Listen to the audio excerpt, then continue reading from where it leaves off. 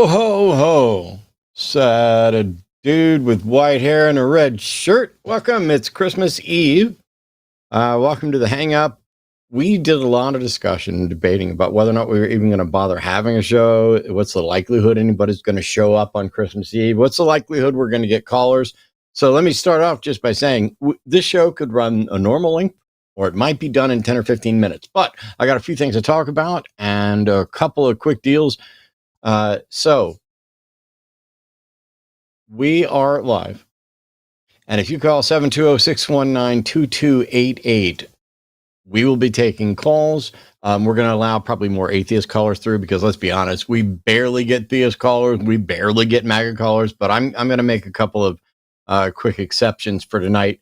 And I'm going to be reading all super chats, $2 and over. And I'll explain why in a little bit. It's not just, there's not going to be anybody here. It's a good idea. So, well, I'm here. It's Christmas Eve. And Christmas and I have a really strange relationship, I guess.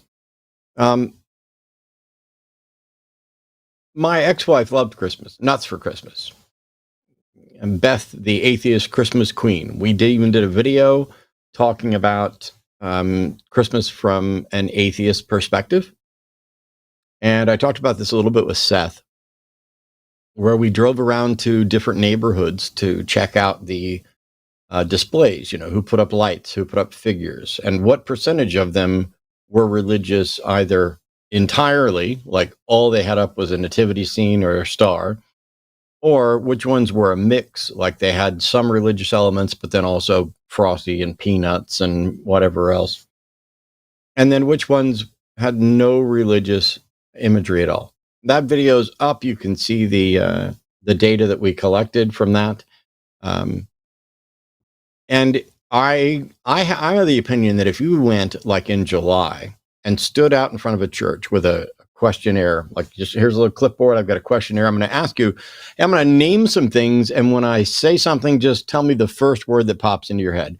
And you have a mixed list, and on that list also you included Christmas.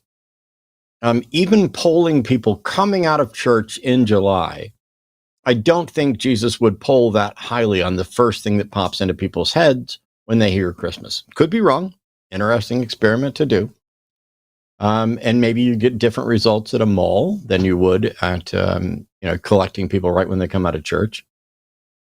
But Christmas, December 25th has nothing to do with Jesus. It's just arbitrary that's somewhat arbitrary that this is when they decided to do it. But there are elements of it that are the sort of holiday that I think we should have invented if it didn't already exist, because it's a time to spend some time with family and friends, to show appreciation, to exchange gifts, to share things. It's time away from, hopefully, the BS and the drama, engage in some, not just good food, but special food. Like there's meals that really only happen like once a year. And there's little traditions. And if those things are something you value, then this is about the best time to do something like that. It's in the Northern Hemisphere, it's wintertime, it's darker, etc. But, you might be having white wine in the sun. Thank you, Tim. If you're down in Oz. But it's also, there's a bunch of people who don't celebrate, and not just people who were raised atheist or raised Jewish. There are people who, or Hindu or whatever, there are people who don't celebrate it, who perhaps used to, or who don't like it. Or here's the thing: celebrate whatever you want, for whatever reason you want, in whatever way you want. You don't owe anybody an explanation for who you are. You don't have to participate. There's no reason for you to celebrate my birthday, so there's no reason for you to celebrate my holidays. I have gone from full on wearing Santa suits and engaging in, an entire multiple day interaction with family and friends, to absolutely some Christmases where I do nothing. Arden is not as fond of Christmas. And so I think tomorrow We will do like some FaceTime stuff with family. We'll open some gifts.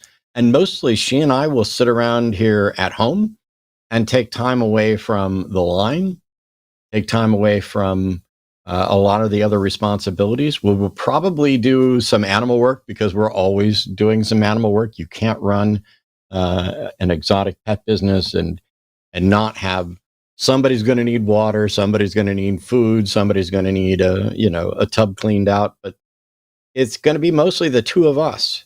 We've been watching Percy Jackson and the and the Olympians, the series.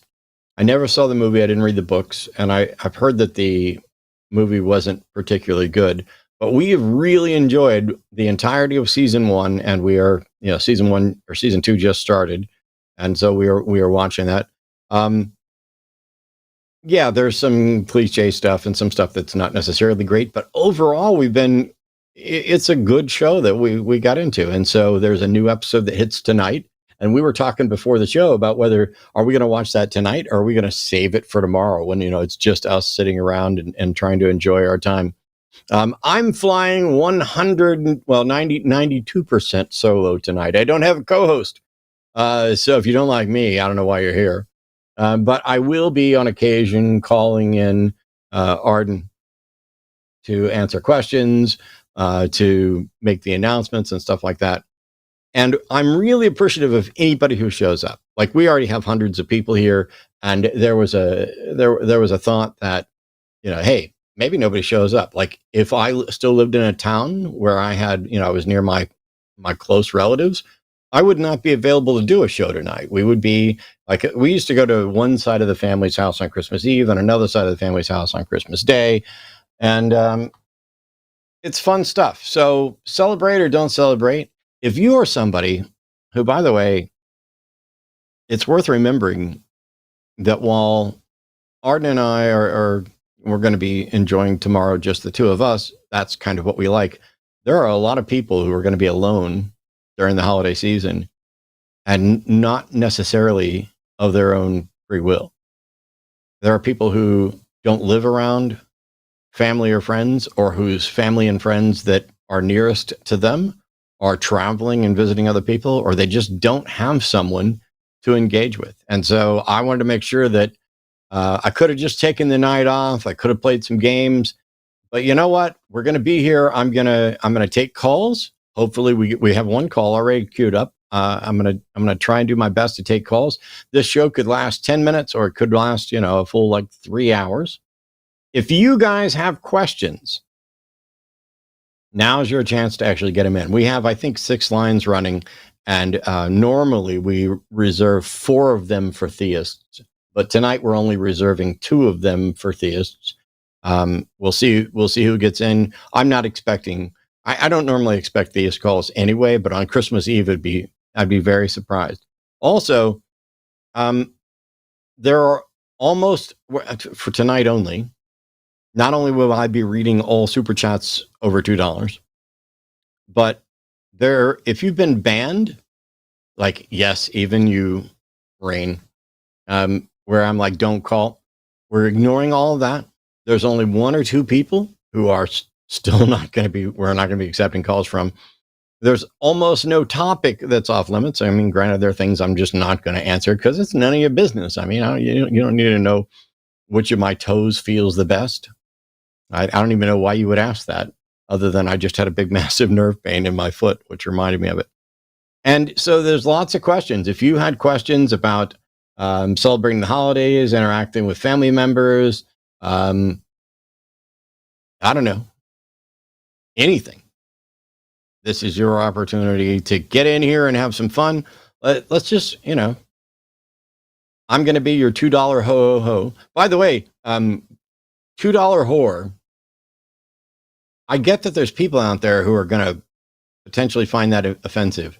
I've been for years now pointing out that there are a number of insults, words that should not be considered pejoratives at all.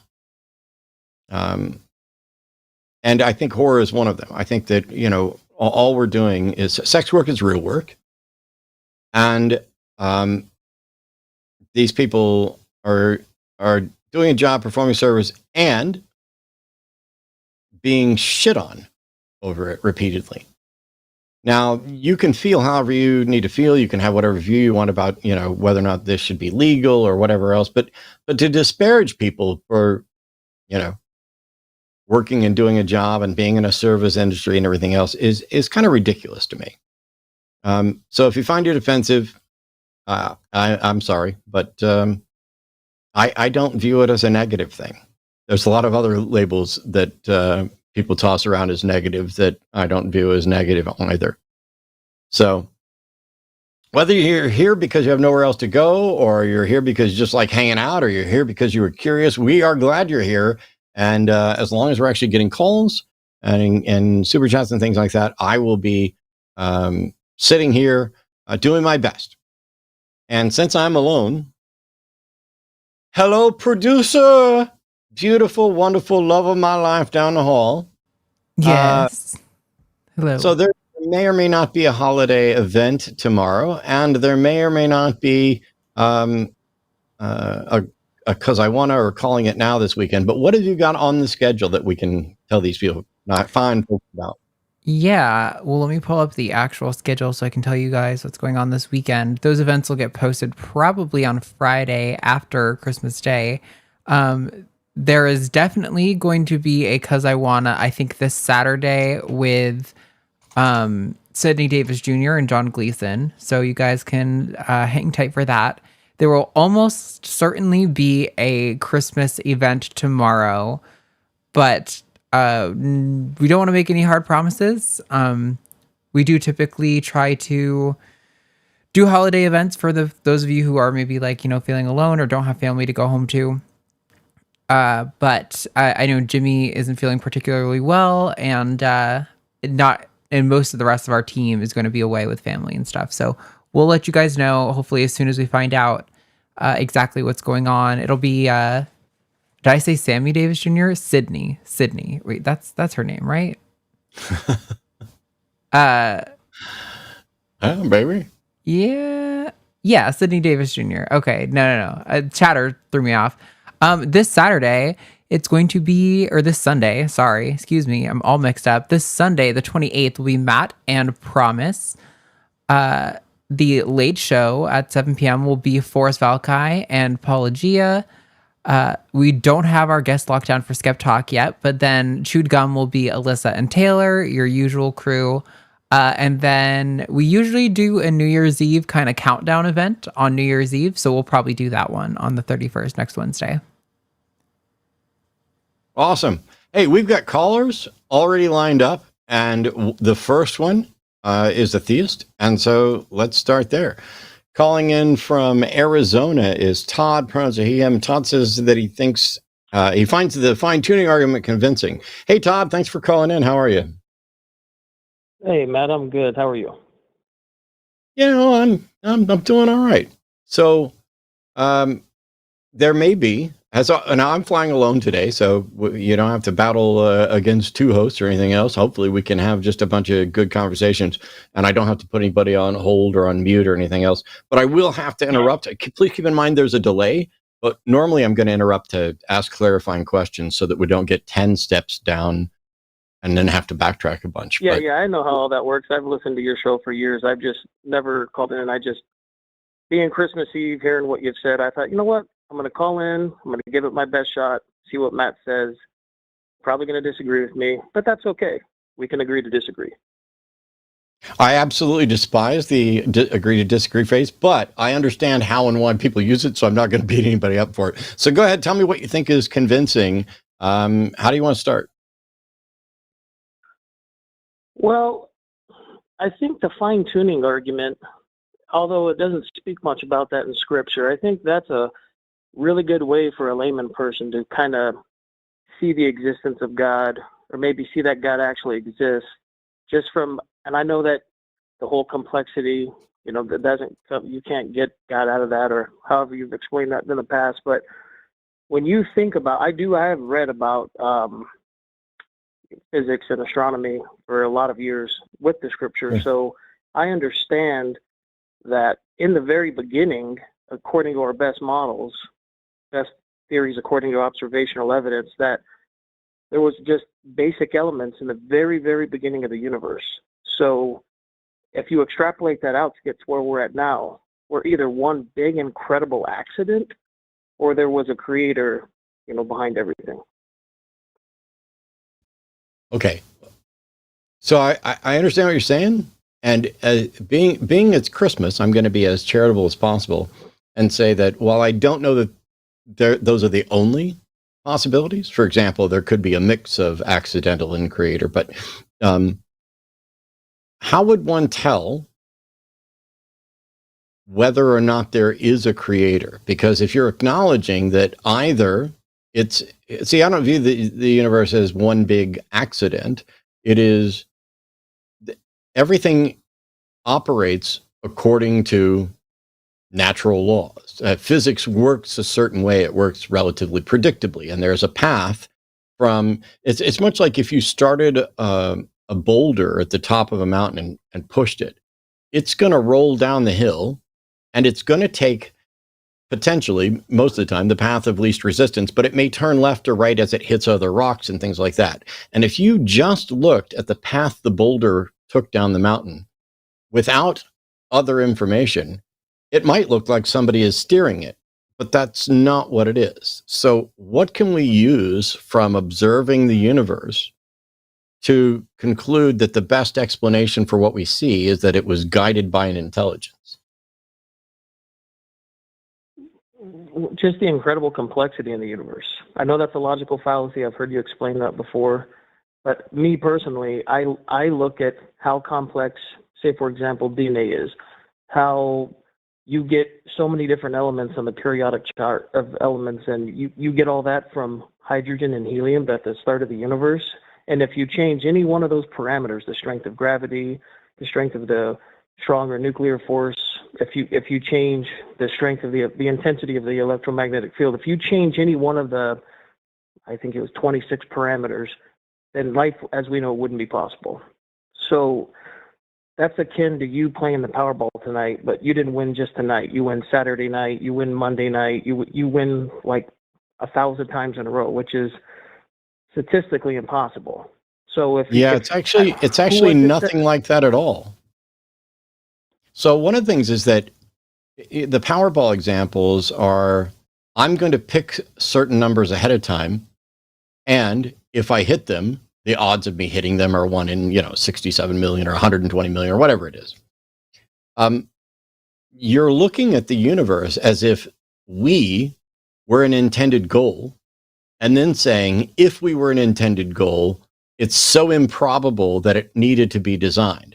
None of which you can demonstrate, but also it's starting with a flaw that the very thing you're trying to prove, that the universe was created by intelligence, is something that is built into the assumption that we were an intended thing. And so you're looking at the boulder rolling down the hill, and you're concluding that particular path, with every twist, turn, and hop, was exactly what was intended by an intelligence to get the ball down here.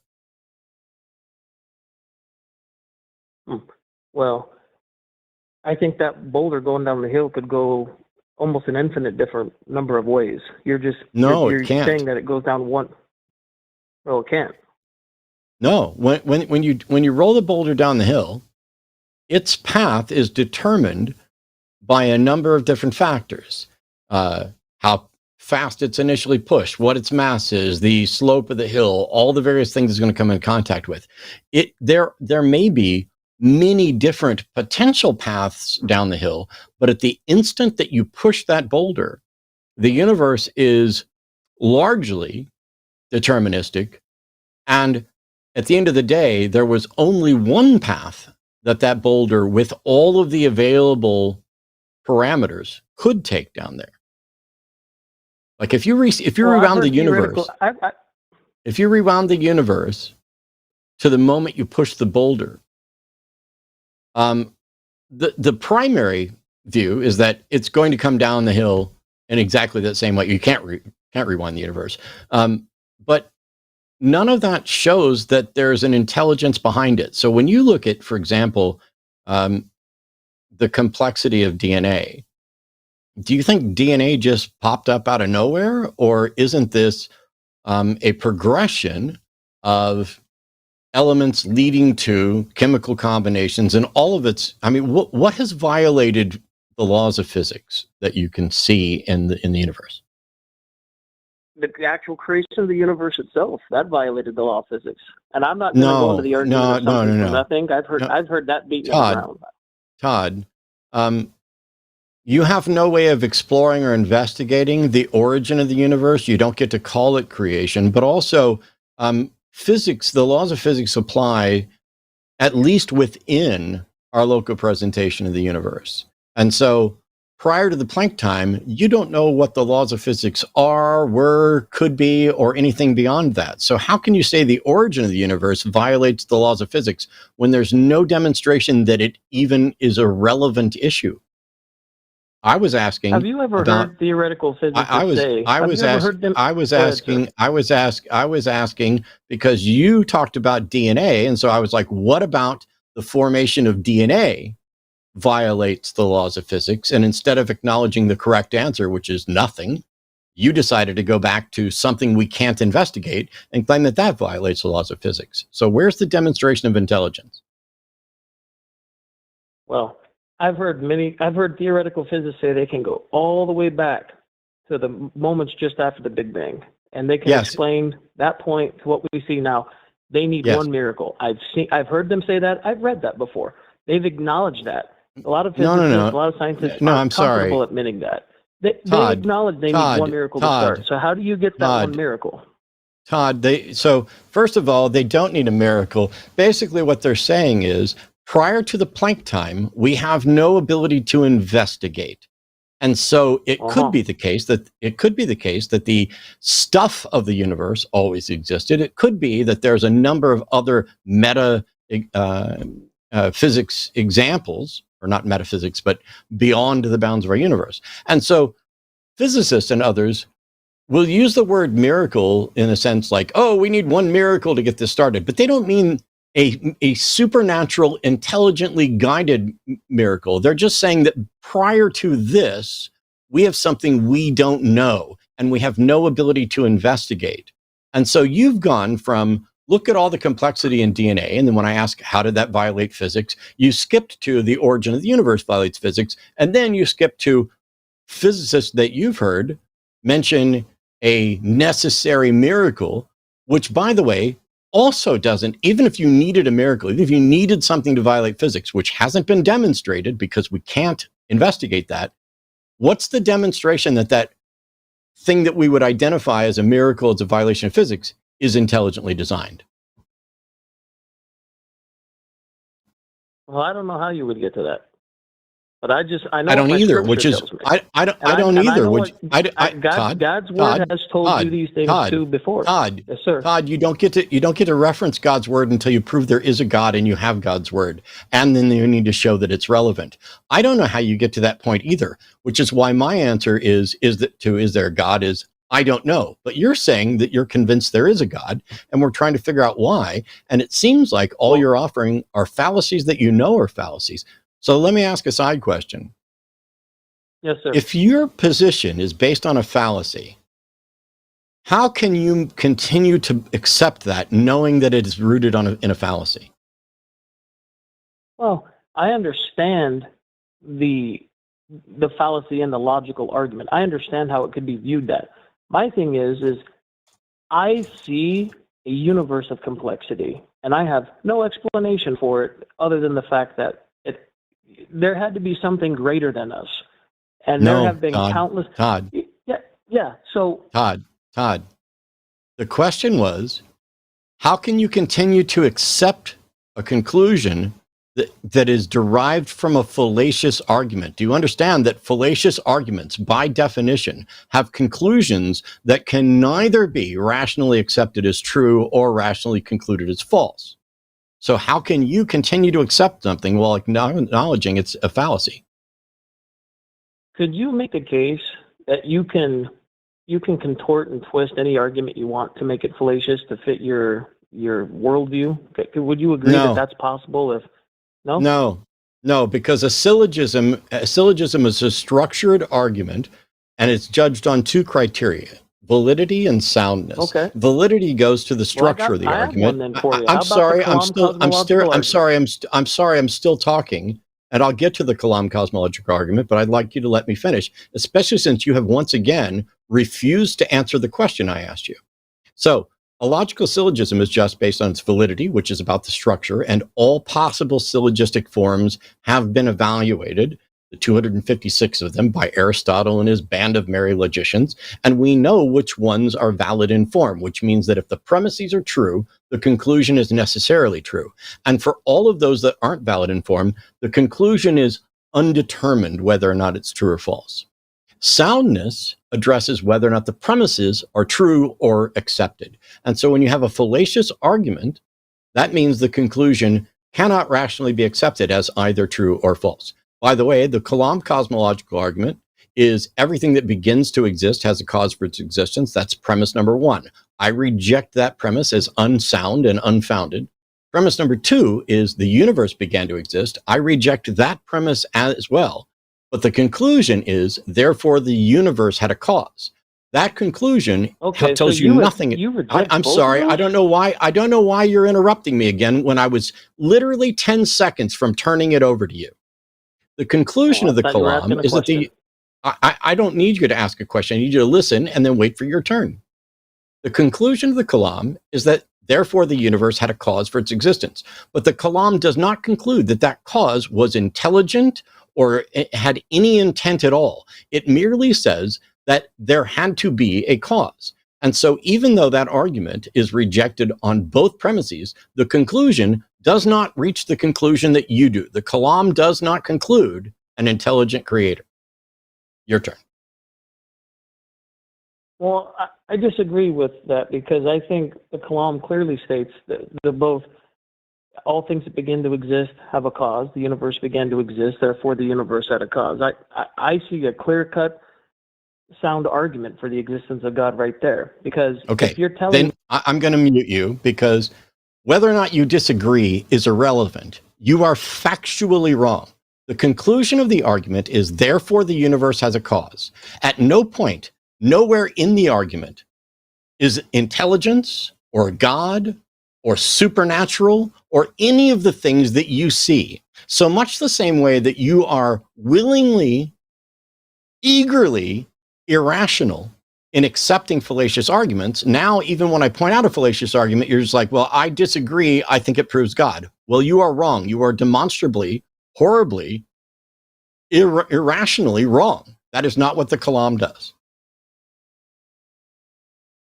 I mean, the Kalam, would you agree, though, that the Kalam is a sound, logical argument in itself? No, Todd, are you even fucking listening? I literally told you I do not accept either of the premises of the Kalam, and neither should anybody else because neither of them has been demonstrated. So, no, I can't accept it as sound. Can I ask you a question then? No, you can't. No, you can't, Todd. No, you can't, Todd, because I sit here and I keep responding to you and you're not listening. And then I keep asking you, how can you continue to accept the conclusion of an argument that you agree is fallacious and you refuse to answer? So why should I play along and answer more questions from you when you don't answer any from me? I was just going to ask you, if you think the universe we're in right now didn't have a beginning, where the hell did it come from? My position is not the universe doesn't have a beginning. My position is that the statement that the universe began to exist is unproven, and that the universe in some form may or may not have existed in perpetuity. See, my position is we don't know that that is true. It is not my position that it is false.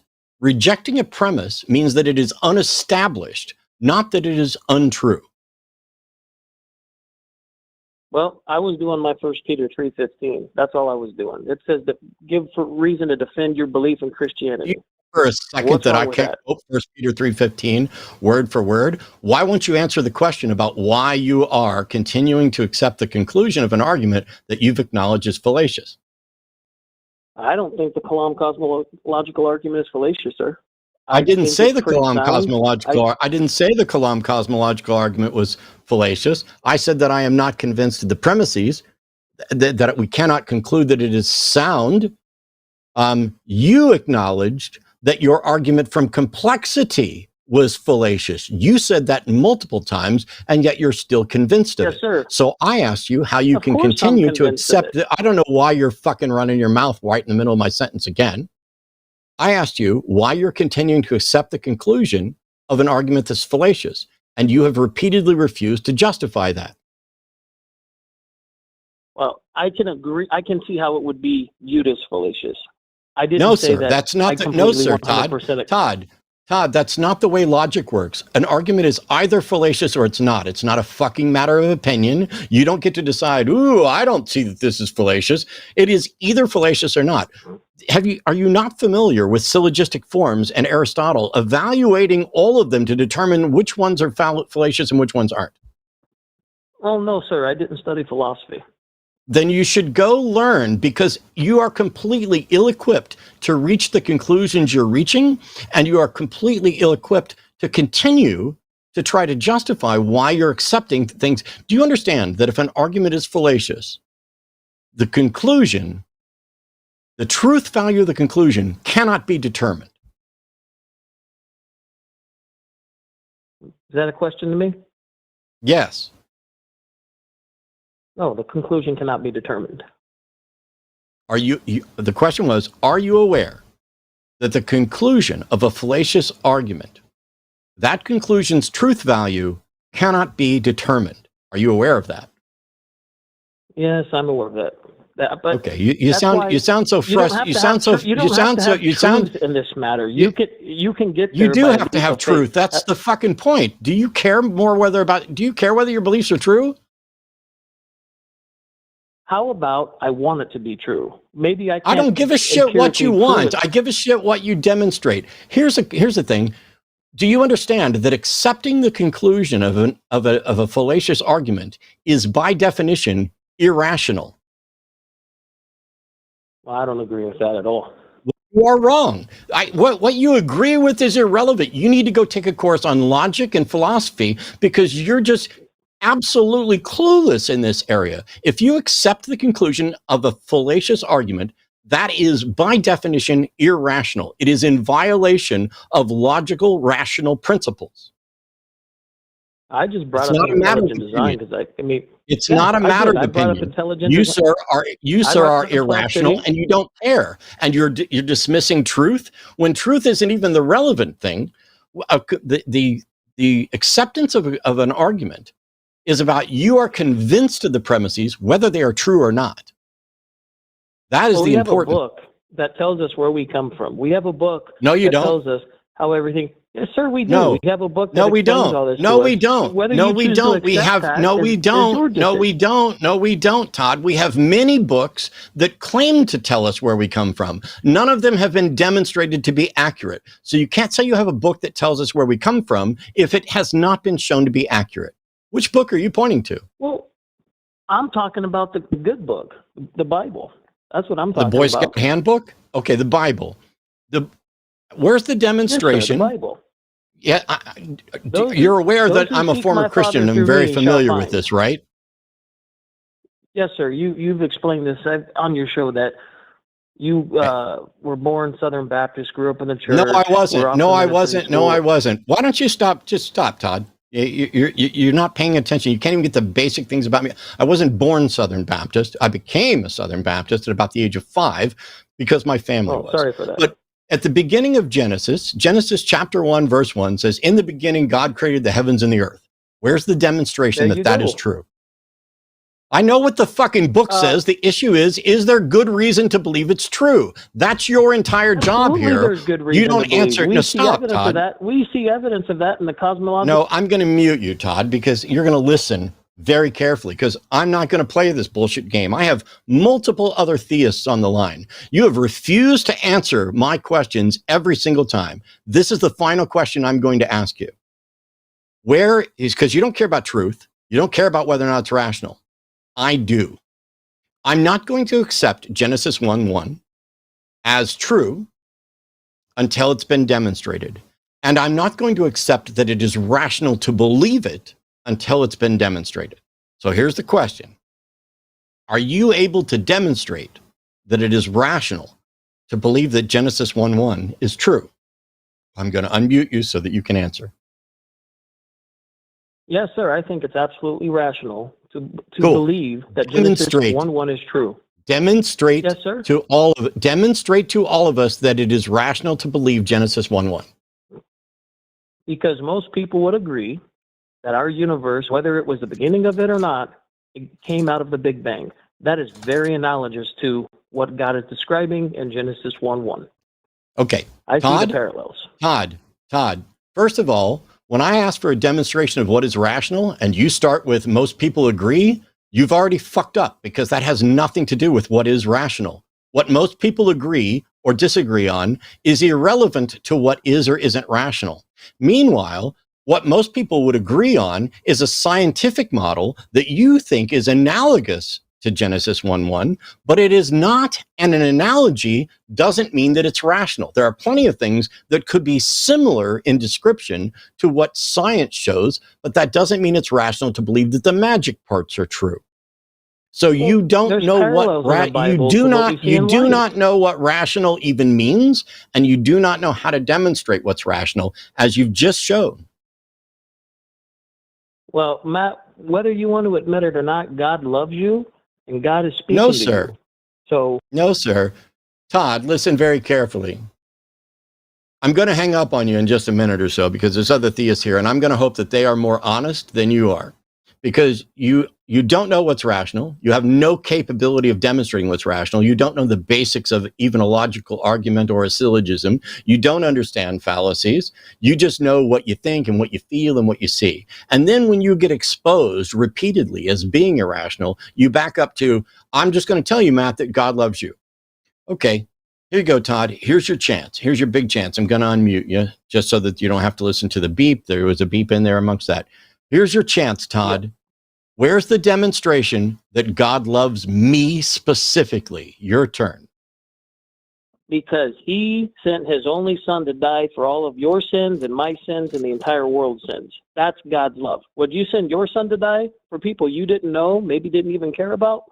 No. To me, that's love. No, That I is wouldn't send anybody to transcendent love. die. I wouldn't send anybody to die. So first of all, I'm going to mute you again so that you don't interrupt me, just to irritate the shit on me. When I ask for a demonstration that God loves me specifically, and you say God sent his son to die for all of us, first of all, that's not me specifically. Yes, I'm included in that. However, that is the claim. You have zero evidence and zero demonstration that it is rational to believe that there is a God, that God sent his son to die, that God sent his son to die for me, or that he did it based on love. A loving God wouldn't necessarily create a hell for people to avoid in the first place. A loving God wouldn't punish people for the sins of their parents. A loving God wouldn't send their children to a torture cell in the basement. A loving God wouldn't be so obsessed with blood sacrifice and blood magic that he comes down and takes human form to be a sacrifice, to create a loophole for rules that he's in charge of. If God wants to forgive people, he can just forgive it. And I'm going to forgive you for wasting 24 minutes and 26 seconds of our time, and we're going to move on to some other theists. You don't get to just call in and say, oh, I think that the fine-tuning argument is good, then get caught up in 23 fallacies, and then be like, well, truth doesn't matter, and I can't talk about rational, and what's rational? Oh, I just know that God loves you. Because you know what you sound like? You sound like someone who's not serious, who's just calling in to troll. Oh, I need you to know God loves you. Yes, I've heard that in my entire life. Where's the demonstration? Ooh, it's right there in the book. He sent his son. Would you do that? No, because I'm not a bloodthirsty thug who is in charge of the rules of the universe and decides that the best thing I can do is come down and give my son a bad weekend. Where's this? There's no sacrifice in what Jesus did. Jesus gave up part of a weekend to satisfy the bloodlust of his other part. None of it makes any sense. And you called in specifically to talk about a fine-tuning argument. and when everything failed and when it all crumbled and when you demonstrated that you couldn't possibly meet your burden under 1 Peter 3:15, you went down to God loves you and the proof of it is the Bible says so. Okay, bro. Until you demonstrate why I should give a shit about the Bible, I don't.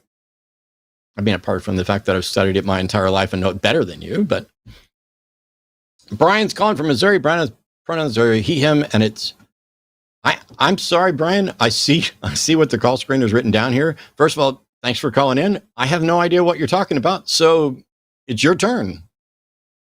Thank you, Matt. It's thanks for taking my call. It's the Younger Dryas theory. It was basically the first cataclysmic event that started the first ice age.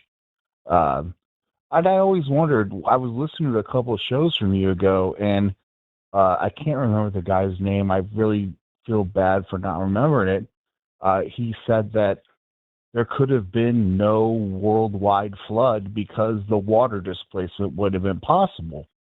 And yet, if you look at the Younger Dryas theory, there was a proven, scientific, non-biblical worldwide flood. Okay. So I just think that's food for thought, because I mean, if you look at the scatological records and everything, that's really all I had to say. I appreciate everything, and I just need to correct the record on that. Well, I don't know what you're describing, because I'm not familiar with the Younger Dryas model, but I don't, and I have no way, I don't even know. I mean, I see ice cover, I see weather systems. I don't see anything about a global flood, but I also don't know who said that or in what context. So are you saying that there's scientific evidence that after human civilization began, the entire Earth was flooded? No. Cool. But then what you're saying is irrelevant, because what you're saying then is irrelevant. There's a number of models of plate tectonics and the movement of bodies on the Earth at different times. I have no expertise in any of them. There's no notion at all that at different times portions of the world could have been flooded or covered. The point is that what's described as the biblical flood of the entire Earth is not possible as described. Would you agree with that? I absolutely agree with that, yes. Cool. Then I have no idea what you're calling to tell me about. I don't care. No, I'm just telling you, I mean, the biblical flood wasn't... No, I understand, but I'm not really coming from the biblical perspective. I'm coming at it from a water displacement perspective. It's just a scientific it says here that you're a theist. Would you like to defend your theism, or did you just use that as a way to get to the head of the queue so that you could tell me something I don't care about?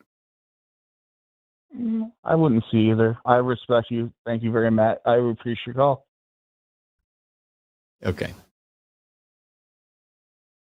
It's wild because, you know, we're at this point where all I'm looking for is for people to actually defend their God. And instead, if you're calling in to say some other host on here said something in a different conversation, and I have this scientific thing that might counter it, but I can't remember their name or anything else, cool. Figure out who it was, take it up with them, because I wasn't involved. So continuing on, we got loads of theists. This is awesome. Mondo's calling from California, pronouncing him, wants to talk about biogenesis, consciousness, and the existence of Jesus. That's a lot to talk about, Mondo. Why don't we pick one and start with and move on if it goes okay? Yeah, no, I'm down for it, man. This is like a blessing for me, because usually when I come on, you know, getting through these topics, it does take time to develop. You can't just shoot it down right away. And yeah, I do like the point that you made earlier that we can actually talk without a secondary host yelling in while the other's trying to have a conversation, because it doesn't help anything. So, which one are we going to start with? Start where you want to start. Okay.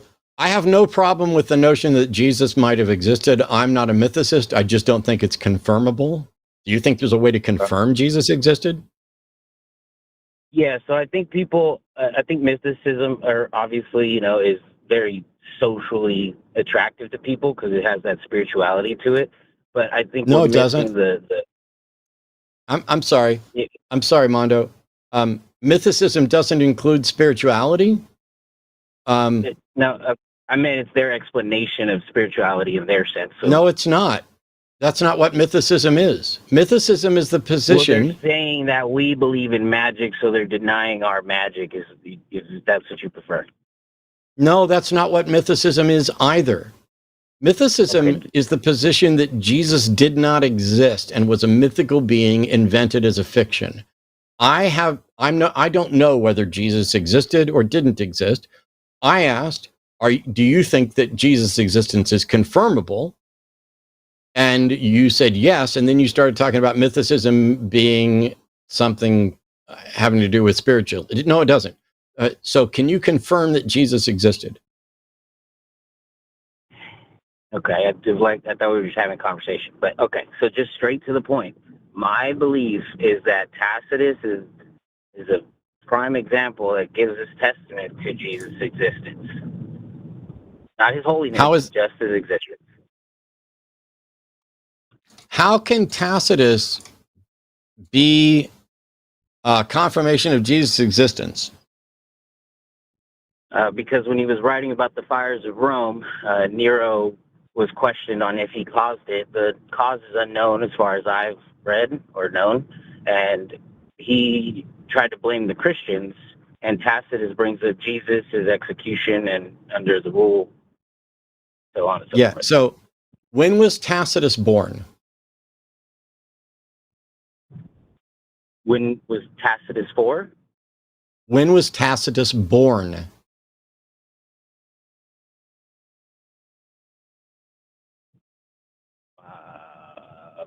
I'm not sure, but his writings are of 100 AD, technically writing about the fires of Rome in 60 AD, if that's what Was you mean. Jesus alive? Was Tacitus alive when Jesus supposedly lived? Yeah, I don't know. He's not eyewitness testimony, if that's what you're saying. He's not an eyewitness. He's not a contemporary. No. He is not confirmation of Jesus' existence. He is confirmation of Jesus. He's confirmation that there were Jesus stories, which we already know. Now, where's the confirmation that Jesus existed? Yeah, so that's what I question, because it does. Now, why do you say that it's just a story per se? Because it's a story. Just like if I tell you what I did this morning, that's also a story. The story may be true. The story may not be true. The story may be true in part or in whole. So we know that there was. We know that there's a Jesus story. We're trying to figure out whether it's true. So when I ask, can you confirm that Jesus existed? Your job is to confirm the part of the story that ties Jesus to actually existing. And Tacitus cannot do that. Either as an eyewitness, or there's not even evidence that he spoke to direct eyewitnesses. He's just conveying what has just been generally accepted. That doesn't confirm that it's true. Well, he confirms that Christians were a thing that followed Christ and how Christ died. I don't need Tacitus to confirm that Christians existed. We know and understand Christians existed. We know that. That's not my point. My point was that he confirms that they are followers, yes. So that's not the point. The point is that Christ is what they're following, and that his execution was stated. So it's not just like a made-up execution. No, sir. He's describing what they believe. That is independent from whether or not what they believe is true. Well, I understand what you're saying on that point, but just focus on the second point about his execution. No, I don't want to focus on the second point. I don't need to focus on the second. I don't need to focus on the second point. I only care if it's true, which is why I asked, do you have a way to confirm that Jesus existed? And you so far have done nothing. You have so far done nothing but present stories of stories. I want to know how we can tell the stories are true. Well, that's my point. So do you think him saying execution is just following with the beliefs of Christians, or do you think he's reporting it as actually happening? He's reporting what he has heard. That is independent from whether or not it is true.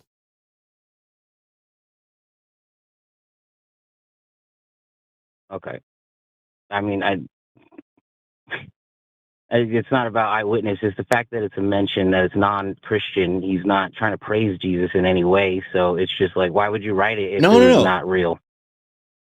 Because he's a historian, and historians write about what is going on and what people believe. That is not in any way confirmation. So right now we're dealing with a whole bunch of stuff coming out from the Epstein files.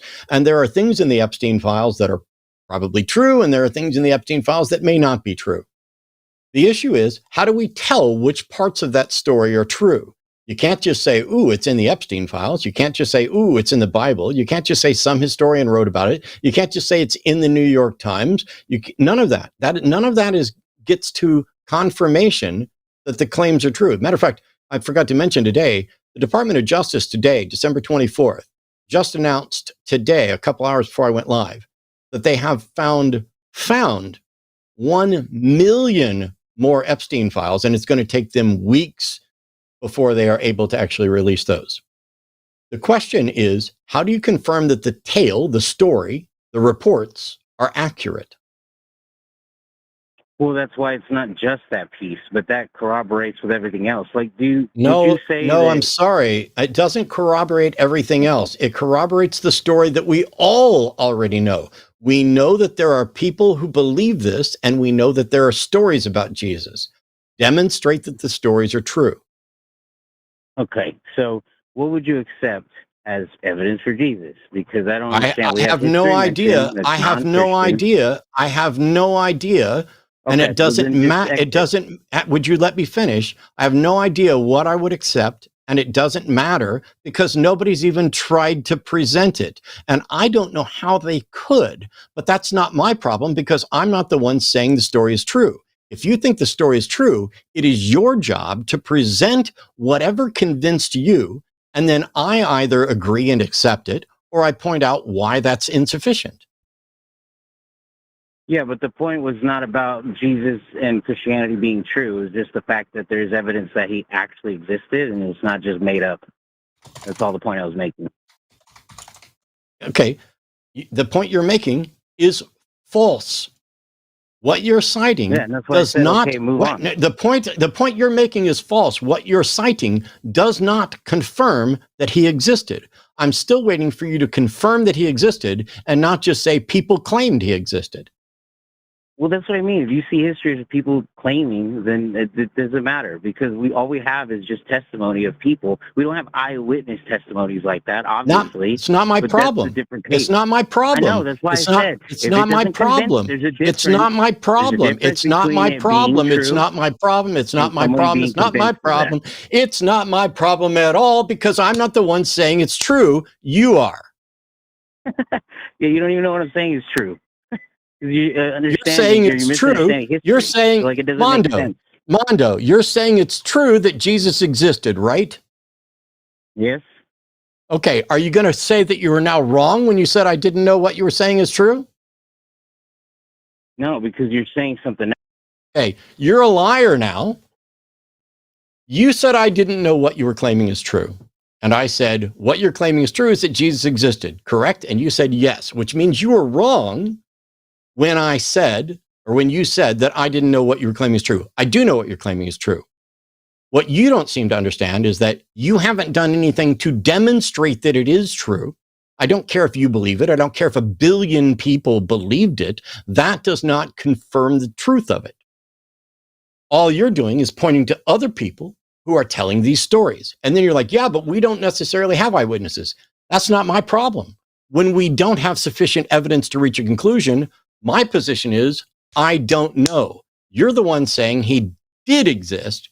I'm going to give you one last shot to demonstrate that Jesus actually existed, not just that you believe it and other people believe it, but that Jesus actually existed. Go ahead. Yeah, I believe it and other people don't. No, just move to the next topic. You don't care about the history. You don't accept it. That's cool. Nope, we're not going to move to another topic, sir, because you aren't good at this. I was willing to go through a number of different topics you hung up. You're okay. So here's the problem. You're saying I don't care about history. I do. Unlike you, though, if a claim has been made historically, I don't get to just assume that it's true. What I can reasonably conclude is that there are a number of stories about a Jesus. I have no problem with the notion that there may have been a real person or even a number of different people or anything like that. that became Jesus, the stories around Jesus. And it may be the case that there was an actual person. I don't even have any serious objections to that, which is why I said at the beginning, I'm not a mythicist, which, by the way, you should look up before you keep running around talking about shit you don't have a fucking clue about, like mythicism. Now, I could probably get a mythicist in here in about 10 minutes to explain it to you, but I don't want to bug any of them. And it doesn't matter, because you're convinced that X is true based on reports. Congratulations. You have an incredibly low bar, an incredibly low quality standard of epistemology. You are willing to accept things based on insufficient evidence. And when pointed out, instead of acknowledging that you are accepting something based on insufficient evidence, you instead say, well, that's the best evidence we got. We can't do any better than that. Okay. Then the conclusion that you should be reaching is the same one that I reached, which is there's insufficient evidence. And until there is sufficient evidence, you shouldn't be reaching a conclusion. But you might want to ask yourself this. If there is a God who created us and the universe and created a brain and is consistent with logic and rational thought and understands the nature of evidence, then why is that the best you've got? If this is the most important thing that anyone could ever know, that Jesus existed and lived and died as a substitutionary atonement for our sins, to provide a pathway to salvation, if all of this is critical, then why hasn't God done a better job of making sure that people like you do not look like fools and embarrass themselves when they say, I believe it, other people believed it, it's the best we got. We don't have good evidence. We just gotta believe it based on the not good evidence. Why is God setting you up to look like a dipshit? And you're not alone. I used to believe all of that too. The difference is that when I understood about logical fallacies and when I understood what was, the nature of evidence and how I would have to go about acknowledging how we go about determining whether or not something is true. There are 0 contemporary accounts confirming any of the facts about Jesus' life, which is why you went to Tacitus, who wasn't even born until decades after the events supposedly happened, and wouldn't have started writing till decades after that. And so he lived from 56 to, I don't know, somewhere around 100, somewhere after 100 maybe. And his writings are probably in the 75 to 100 plus range CE. And so he's 100% writing stories that he's heard from other people who are telling the stories that they heard from other people. You know how many Elvis sightings there were for decades after Elvis died? You know how many UFO stories we hear? You know how many Bigfoot sightings we have? You know how many false memories, false claims we investigate constantly? There are just too many factors to say, here's a story that some people believed and started spreading. Therefore, it definitely had a real person in it. It would have been much easier if you said, you know what? I'm convinced there was a real Jesus, but I can't demonstrate it to anybody. Because then I can say, I have no objection to the notion that Jesus existed. Thank you for acknowledging that you can't actually demonstrate it to anybody. And I don't think that people can demonstrate that Jesus didn't exist either. And so we're in a position of, I don't know. So what's the reasoned argument? Even if we conceded that there was a person at the foundation of this, even if I were to say, we have good reason to think that Jesus existed, where's the good reason to think that he was divine or magic? Something that you avoided. I mean, you pointed out Tacitus doesn't confirm his divinity. Okay, so you wasted a bunch of time propping up Tacitus to confirm his existence, which he cannot do. All he can do is engage in hearsay, a couple of stages removed, for things that we're going to hear from all kinds of stuff. Why not go with Josephus? Why not go with later historians who not only had potentially conversations with first or second or third hand hearsay, but also managed to compile collections of writings from all over the place. All of these attest to the existence of Christianity, but not Christ. And even if I were to concede, this is the point I was making, that I'm absolutely convinced that Jesus existed, that doesn't mean that he was divine. It doesn't mean he was God's son. It doesn't mean that he raised anybody from the dead. It doesn't mean he healed anybody. It doesn't mean he turned water into wine. None of that. And so even if we agreed that there was a Jesus, you would still have all your work in front of you completely. But I'm not going to engage in a conversation with you about biogenesis and consciousness if you so miserably fail on simply acknowledging the facts, the undeniable facts about sound epistemology with regard to the existence of Jesus, while there are other theists online. Like Sully. Sully's calling from New York, pronouns are he, him. Sully's a theist who wants to prove the existence of the Christian God. How you doing, Sully? Merry Christmas, if you like that. Yeah, Merry Christmas to you as well. Hey, I just got a quick clarifying question for you, if you don't mind. Sure. Are disjunctions inclusive or exclusive in prop logic? Matt, go ahead. Are disjunctions inclusive or exclusive in prop logic? It's exclusive, That's right? Yeah. Sorry? I said it's exclusive? Sorry, is that going to be the case when they're going to be conjoined in all truth tables on your view, or do you think that's not going to be the case in all modal domains? I don't evaluate all modal domains. Are you going to demonstrate the existence of the Christian God? Yeah, so just to be clear, that was an absolute blunder on your end. You don't know entry-level logic. You had to look to your chat to give you an entry-level logic answer to a basic question because you're a beautiful slow boy. You're not tracking the conversation in a linear fashion. So what I need you to do is respond to my argument now in a linear fashion. No, I need you to. I need you to show that. Excuse me. We've already. I'm not done talking. So just to Oh, be clear you are done talking, Sully, because you're a liar. See, the thing is, I never looked at chat. I can't even see chat. I don't know what chat says or anything else. I looked over to see your name and your phone number on my call screener thing, and where it says that you want to prove the existence of the Christian God. So we brought you on here under the pretense that you were going to prove the existence of the Christian God, and we were going to have a conversation possibly about proof, but you decided that you were going to try and come up with some kind of trick question or, let's expose that he doesn't know as much logic as he says he does or whatever else, which means that you're a liar who came on here under false pretenses. Just in case I might possibly be mistaken, and because it's Christmas, I'm going to bring you back on in a minute, and I'm going to give you exactly one opportunity to demonstrate.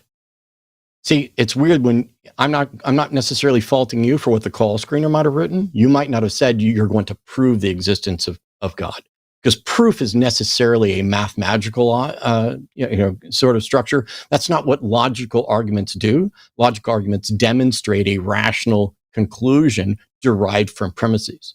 It's a difference between, anyway. You say you want to prove the Christian God. So I'm going to give you your chance, despite the fact that you've already demonstrated that you don't deserve it. So here we go. Sully, welcome back. Please demonstrate the Christian God, the existence of the Christian God. Yeah, so just to be clear, Bertrand Russell and Alfred North Whitehead proved that all mathematical... Okay, goodbye. Bertrand Russell didn't believe in the Christian God. And therefore, there is no argument for the existence of the Christian God that's going to begin with Bertrand Russell. That's not a premise. It's not even a position that's remotely relevant. But thanks for demonstrating, once again, that a proposed defender of Christianity refuses to be honest and refuses to engage honestly. See, you guys are just repeatedly admitting that you have nothing. You have absolutely nothing.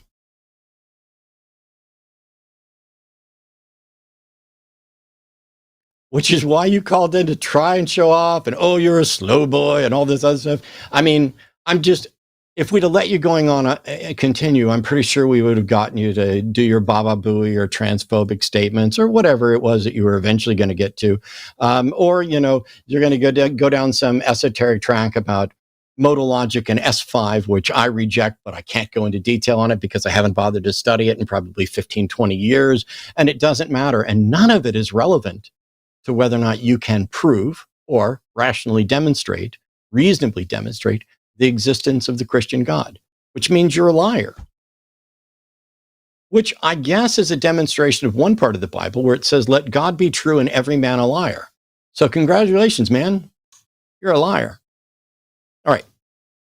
Let's see if we do better, because this person that's calling in, Mal's calling in from Washington, pronouns are him, wants to explain why he believes. I'm sorry, Mal, whatever's going on there, the noise, you've got to get away from the noise. It's overdriving. But Mal wants to demonstrate why he believes in a general God, and I'm interested in why Mal believes. So how you doing, Mal?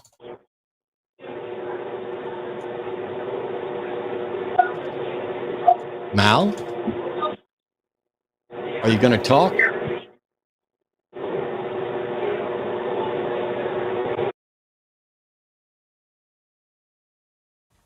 I'm muted because it's just, oh, he might have spoke just there. Try again, Mal.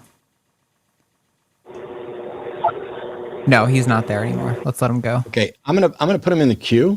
Sure, that's fine. Because he might have thought, oh, we've just started another call and it's not me, and this is going to take 15 to 20 minutes. So let's try this. William is a theist calling from Texas, pronouns him, who says there are ways to prove that Jesus existed. Hey, William, how you doing? Oh, my bad. I muted from the last caller. Let's start that again as if it's a new clip. Sorry about that, William. I'm muted. Now you can start that again. Okay. First of all, I agree with you, Matt, that the mundane things about Jesus help put him in history, like the Spice Girls, where Mary and Martha are tending to Jesus, or one's cooking, and so forth. It's just a mundane thing, totally believable. But the way we put Jesus in history, from a historical point of view, is multiple attestation is a criteria we use. For instance, Jesus is attested in Mark, Matthew, and Luke, John, but also in Q, also in Thomas, the sayings of Jesus, the sayings gospel. So William, so Q is a hypothetical document that people don't necessarily believe existed, and we're aware that the Gospels refer to Jesus, but the Gospels are neither identifiable, like we have no idea who wrote them. There's no way to investigate what those claims are. So the Gospels are the claim. Where's the demonstration that the claim is true? Okay, the other criteria, the huge one, and you're right, Q is hotly debated. Mark Goodacre's just published a book on Q and he does not believe in Q. But yes, people like John Poppenberg, Barterman, it's still the consensus. Q is very early. William, I don't need you to talk about Q or anything else. The issue here is, you like Q, cool. Let's just call Q Gospel Q and say that it also tells the story. What is the path to confirming that the story is true? I'm aware that the stories are cited. There are no contemporary confirmations of any aspect of his life. And that's a problem. But the other criteria, which I find very convincing, is the criteria of embarrassment. John the Baptist baptized Jesus. So that's a baptism of repentance. Why in the world would Jesus be baptized by John? He should be doing the baptizing. And in fact, William, Matthew tries to go ahead. You're still citing things from the Gospels. Those are the claims. Where's the demonstration the claims are true? Okay, again, that's the problem. We have Josephus, which is very problematic. The core, if you take away the Christian, propaganda, it does talk about a, miracle worker who, did wonderful deeds and so forth. And that might be true, but it might be a total fabrication. William, so Josephus is not a contemporary. Josephus is reporting what different people believe. And there, as you are well aware, the passages in Josephus, at least one of them, is contested as a forgery.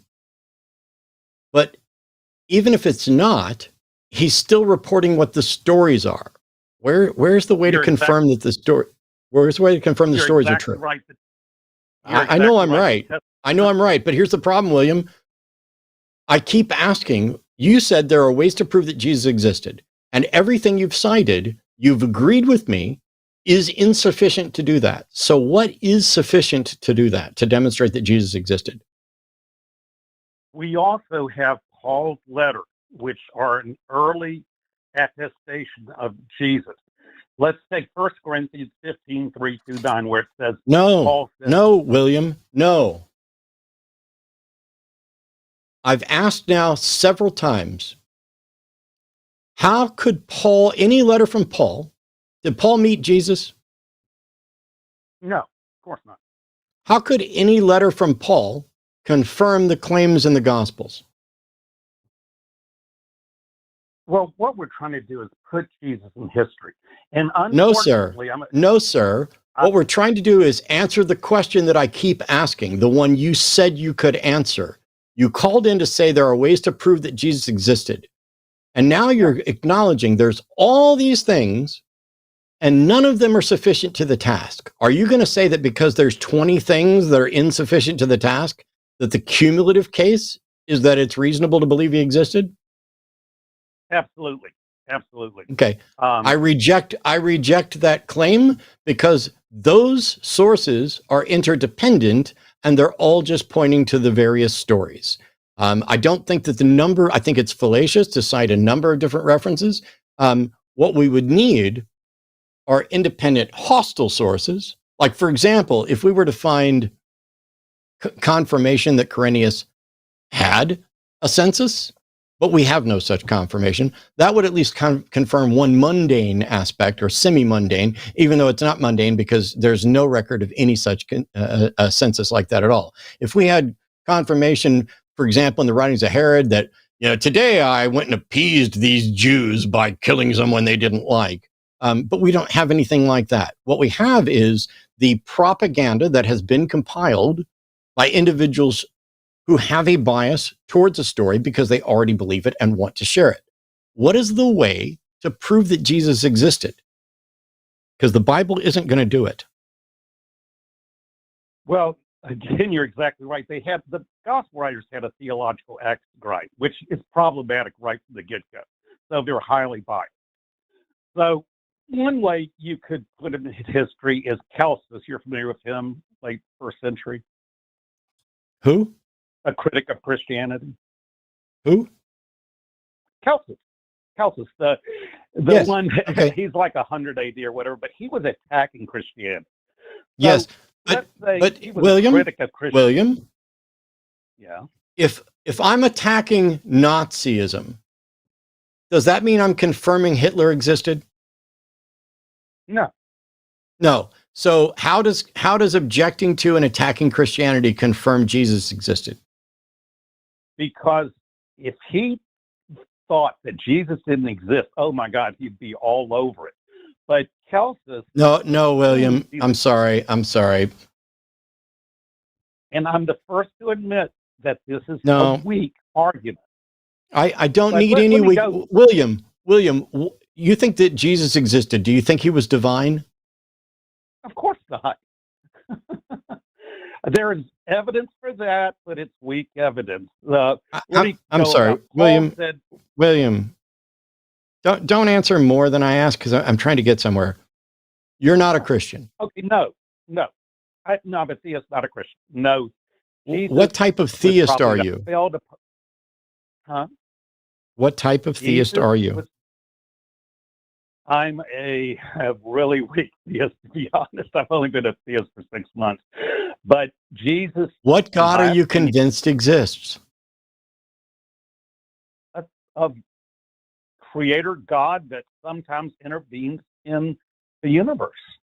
Are you willing to defend the existence of that God? Because I'll be honest, I have zero interest in non-Christians calling in to defend the existence of Jesus. I don't care whether Jesus existed. I don't think it's demonstrable. I've already studied this over and over again. I have friends who are mythicists. I have friends who aren't.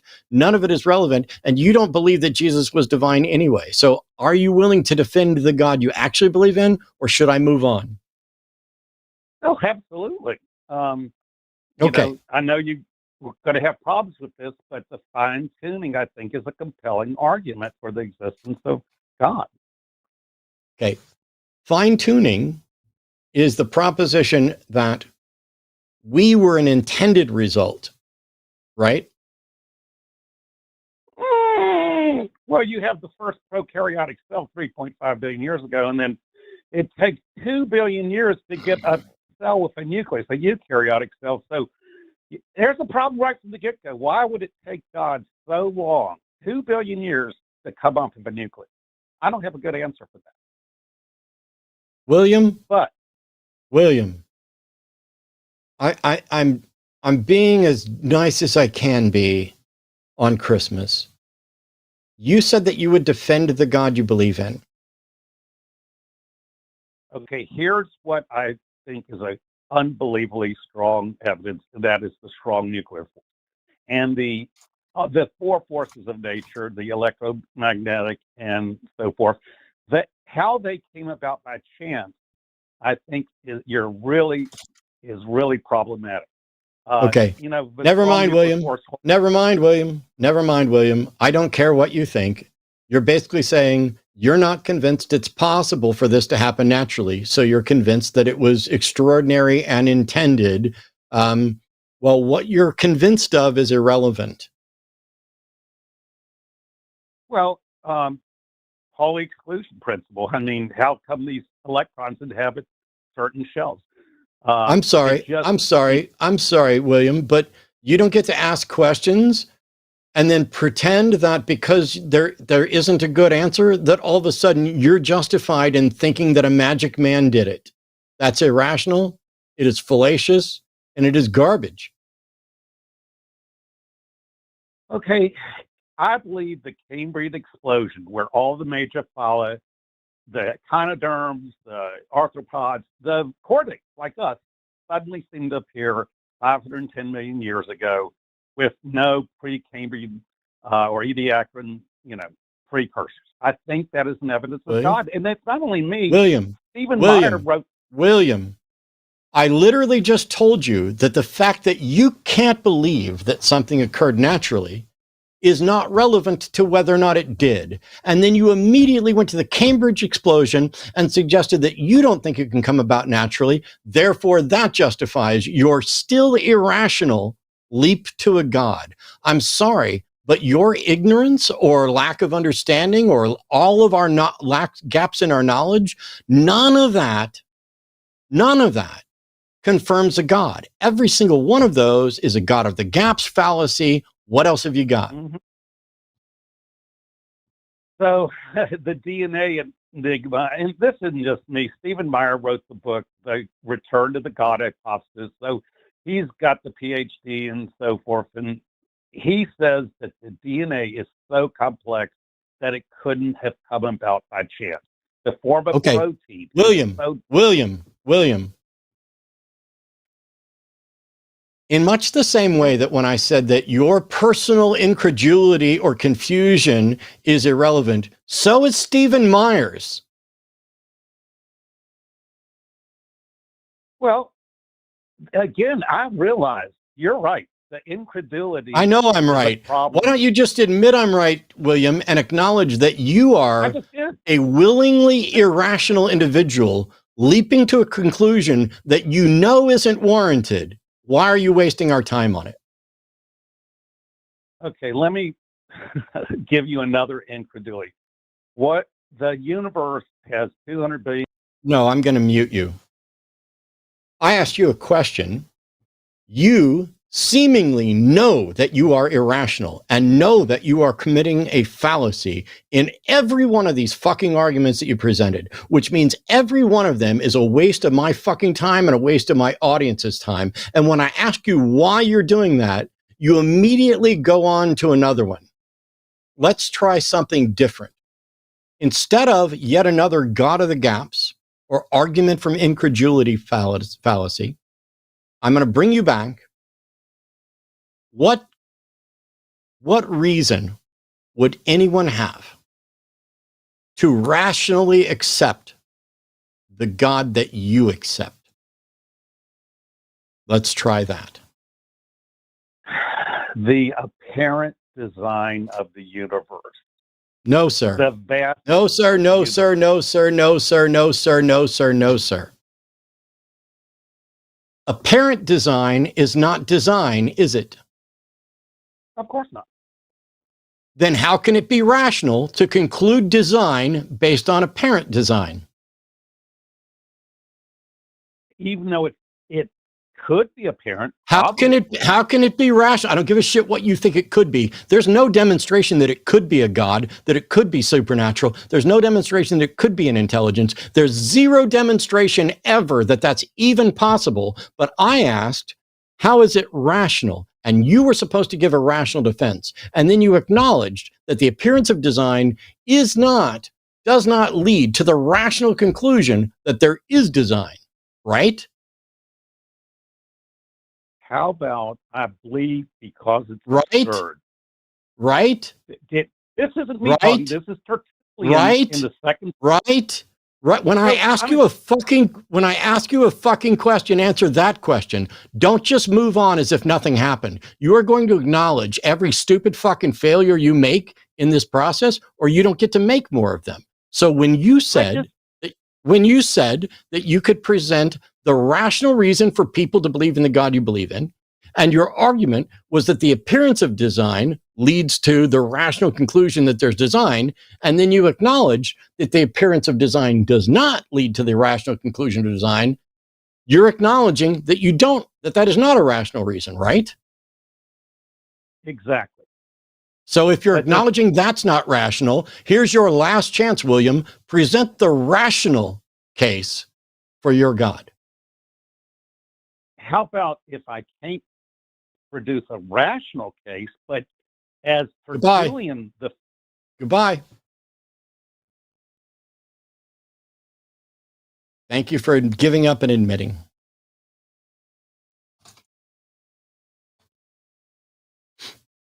Thank you for giving up and admitting it. Oh, yes, I've got a rational case. Oh, yes, I've got a rational case. Oh, that's not rational. Oh, that's not rational. I guess I don't have a rational case. So let me go to Tertullian, who was born in 160. But that doesn't matter because you're not advocating for Jesus anyway. There's absolutely nothing that Tertullian could provide as if Tertullian has evidence, rational evidence for a God, you should have just started with that from the beginning and not waited until you had got down to admit that there was nothing rational. And now you're going to cite Tertullian.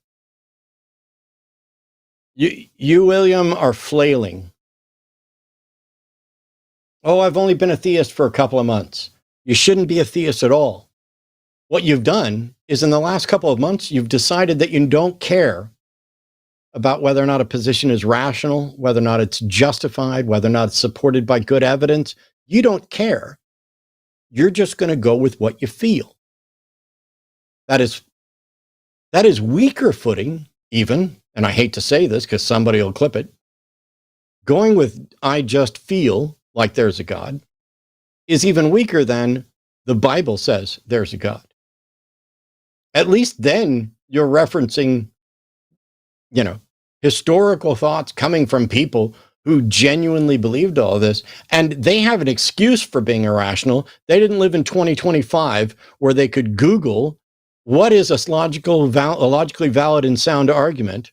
What is a logical fallacy? Your fallacy is, how do I demonstrate that? And what's weird is you don't need to Google any of it because at every single point you acknowledged it. It's like you're sitting there and you're fucking being irrational, but you want to desperately pretend that you are, so much so that when I ask you if you have a rational argument, you say yes, while knowing full fucking well the answer is no, which means you're lying.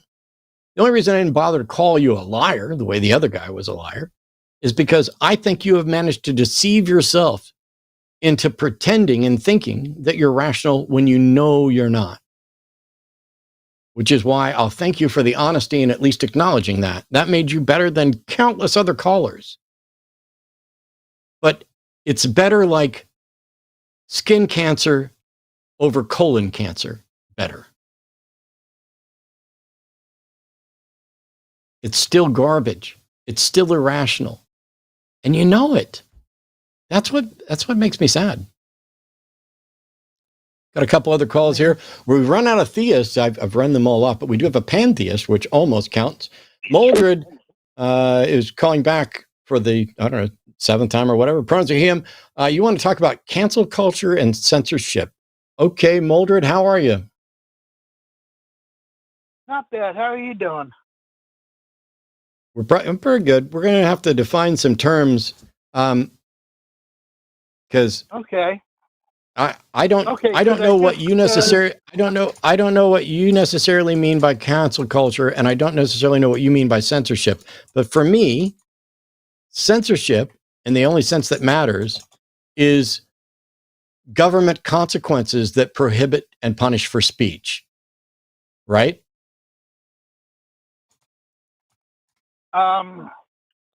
Well, that's part of it. I consider I'm talking about censorship of people who say, don't say this, don't say that. Give me an example. Cancel culture. Basically, you can't say that anymore. Or give me an example, like Moldred. Moldred. Give me an example, because it doesn't sound like, I'm trying to figure out who's saying you can't say this and what are they doing about it? Oh, they're shutting you up and they won't let you, well, not me, but they won't let the people who say things like that or use like what? Terminology. Say things like what? Moldred, what is it that you're not allowed to say? What? Oh, well, I mean, besides the N-word, retarded. I'm sorry. I'm sorry. I'm sorry. You said besides the N-word. Who says you can't say the N-word? Yeah. And what do they do to stop you?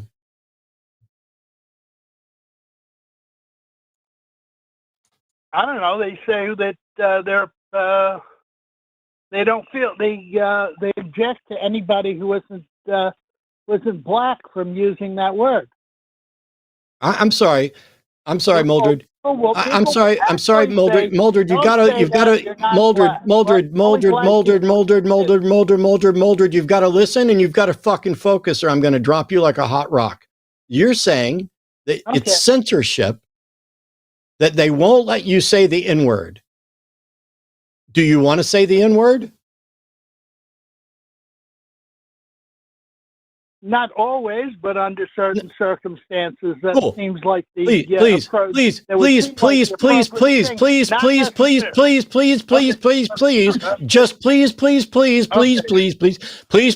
shut your fucking mouth and answer the question you're asked, and that's it. Okay. So you would like to say the N-word under some circumstances, right? Yes. Why don't you? Because some people would get upset, very upset about it. Okay. Do they have a right to get upset? Yeah, freedom of speech. Okay. They have a right to say whatever they want. No, sir. You didn't listen to me. You're such a sloppy thinker. You're a sloppy listener too. You said that you don't say the N-word because people will get upset. And I said, do they have a right to get upset? Yes. Okay. What action do they take when they get upset about you using the N-word?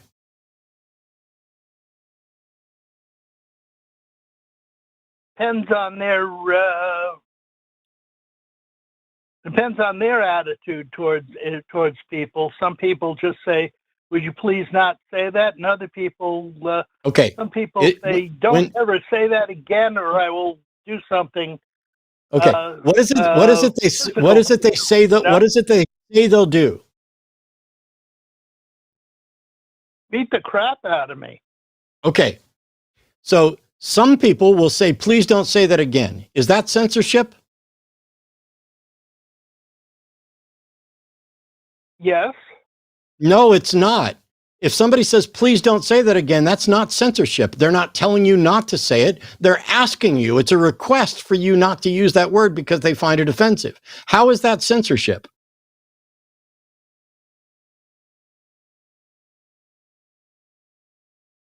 That's censorship because they're requesting that I don't say that. They're making a request that I take words out of my vocabulary.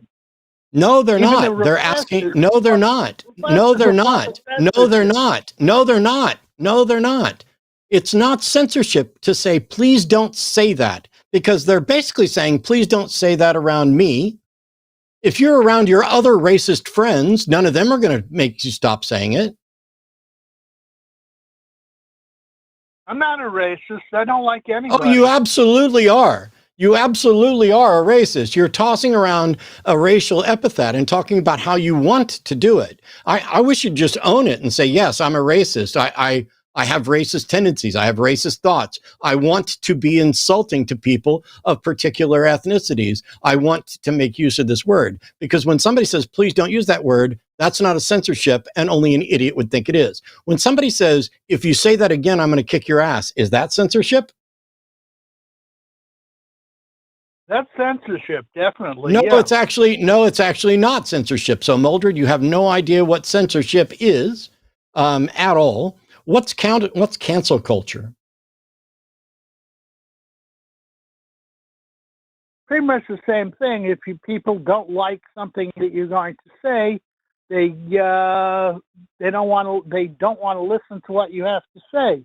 I mean, various so cancel culture, like cancel Marr culture, and cancel people like culture, that have cancel not been culture, allowed cancel on culture, college cancel culture, campuses cancel or culture. lectures. You know, but you're never okay. I'm going to mute you because you're never going to get to talk with me. I was trying to do this because it was a quick question. So, according to you, cancel culture is people who don't like when other people say certain things. Is that accurate? What'd you say? There was your statement was canceled. Instead of the word you were going to say, I heard a beep. Okay. According to you, cancel culture is when people don't like things you say. This is true, yes. Okay. Do you have a problem with cancel culture? Yes. Are you trying to cancel culture? No, I'm trying to clean it up because I think anything can be said, and if you disagree with it, you can speak to disagreeing with it instead of saying, "Oh, I don't want to hear that. Go away. You can't talk. You can't talk to me anymore." The cancel culture is. Mildred, Mildred. Never mind. I'm going to mute you again. You are incapable of hearing me. I don't know why. Maybe it's a tech issue. Do I have the right to tell you I no longer want to pay attention to you and listen to you? Do I have the right to say I no longer want to engage with you? I got that beep again. What did you say? What could you Shut repeat up! what you just said? Do I have the right to say I no longer wish to speak with you? Yes. Then why are you suggesting that it's a problem for me to say that? Because you're closing off the communication. Yes, I do not want to speak to you further. I'm exercising my right to no longer speak to you. You have suffered nothing other than you don't get to continue speaking to me, which you don't have a right to do. You don't have a right to force me to listen. You don't have a right to an audience. You don't have a right to not be offended.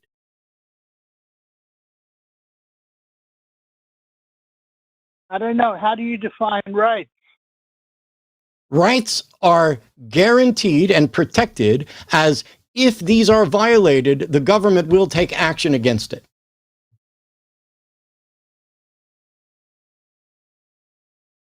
Well, do you have a right to free speech? Yes.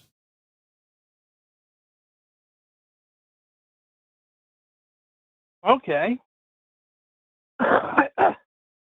So I have a right to say anything I feel like saying, and if you disagree with it, you're welcome to disagree with me. But I'm also there's a big difference. No, you have a right to speak without consequences from the government. You do not have any right to speak on my show or to speak in my living room or to speak to me unless I happen to be out in public. You don't have a right to force me to listen at all.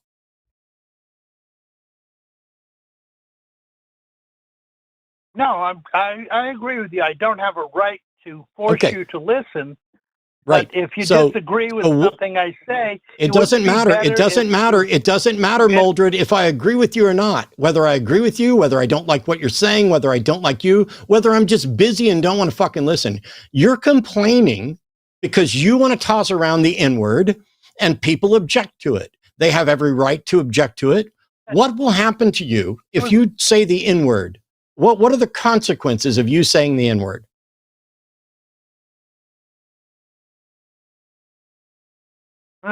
I'm referring to something that may or may not have anything to do with people of African descent. I didn't ask you that. I didn't ask you. No, Moldred, I'm going to fucking mute you again because you're a garbage thinker and a garbage speaker. I asked you what's going to happen to you. Because here, let me make this. I'm going to unmute you so that you don't have to listen to the beep. So there'll be a beep, but you can ignore the beep because I'm not saying anything. I'm going to be really clear. Is it against the law for you to say the N-word? Yes or no? As far as I know, it's not against the law. Okay. If it's not against the law, then there's no government censorship. There is no canceling, and you are free to say it. Would you like to say it now?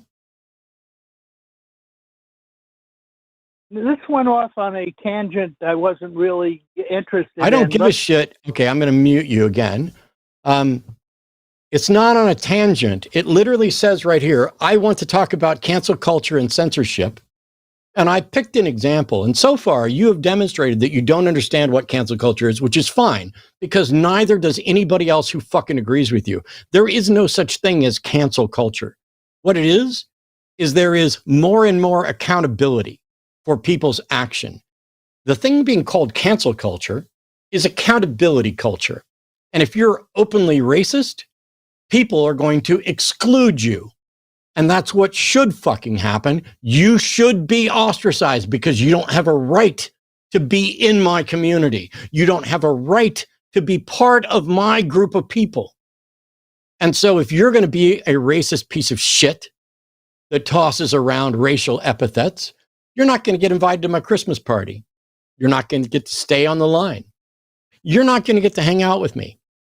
And if you work for me and are in a position where your action might reflect negatively on the company, it may be justified to fire you, but that's a legal matter to take up in the courts. Accountability culture is about saying, hey, we're done with misogyny and racism, homophobia, transphobia, queerphobia. We're done with bigotry. We're done with all of different versions of this being, oh, it's just boys being boys, or hey, it's just free speech, free speech, free speech, free speech. You can still say it. You can go anywhere you want and you can say the N-word. You can say all kinds of words. When you live in a country like the United States that has very few limits on free speech as a matter of law, you can say the N-word. My friend, Jovan, who's on here frequently, I watched one of his streams the other day. There are people who call in just to throw the N-word at him. And he's a bad motherfucker. His response is basically, okay, and are you going to say anything useful? I mean, did you just call in to do that? Ooh, you think I haven't heard that before? When you use the N-word, you are telling people who you are. You're telling people that you care more about either being intentionally offensive or that you don't care whether or not they're offensive or whether or not they're offended than you do about cooperating and getting along with people. And those people don't want you around.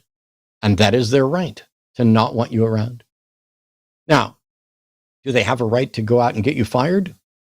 Maybe, but that's a legal question down the road. This is why I was asking. I was hoping we could get to something because you really want to say the N-word. And you really want it to be consequence-free. And from a legal standpoint, it is consequence-free. Congratulations. You can go hang out with the KKK. You can go hang out with all. Well, I don't mean it necessarily about people of African descent. Go fuck yourself, Mulder. We're not stupid here. You're the stupid one. You're the stupid racist who wants to say things without consequences. Tough. There are consequences. If I say things here that my audience doesn't like, I lose my audience. If I drop the N-word in a discussion, if I were to call a caller that, I don't know how many people, there's like 1,500 people watching right now. If I were to call you that, I bet you, first of all, about 1,000 of the regular viewers would leave right away. And then the number would blow up until there were 10,000 people in here because everybody would go out and be like, holy shit, you won't believe what happened. Matt just called one of the callers the N-word right on the show. And that would last for a little while. It's the reason why the MAGA right, the Tuckers and Charlie Kirks and Nick Fuenteses and all of them, it's the reason why they make so much money. Because they are spreading lies and hatred about lies. And they are duping stupid people like yourself into thinking that there's something wrong with people objecting to offensive language. Hey, it's just a phoneme. It doesn't mean it. Correct. Say whatever you want. Words aren't magic. Offense is taken, not given. But there are words that we know and understand are almost certainly going to be taken as offensive. And it's one of the reasons why we use them. I say fuck a lot. And I do it in part because I know there are some puritanical, pretentious motherfuckers out there who want to think that they're better than me because they don't say fuck. They're stupid.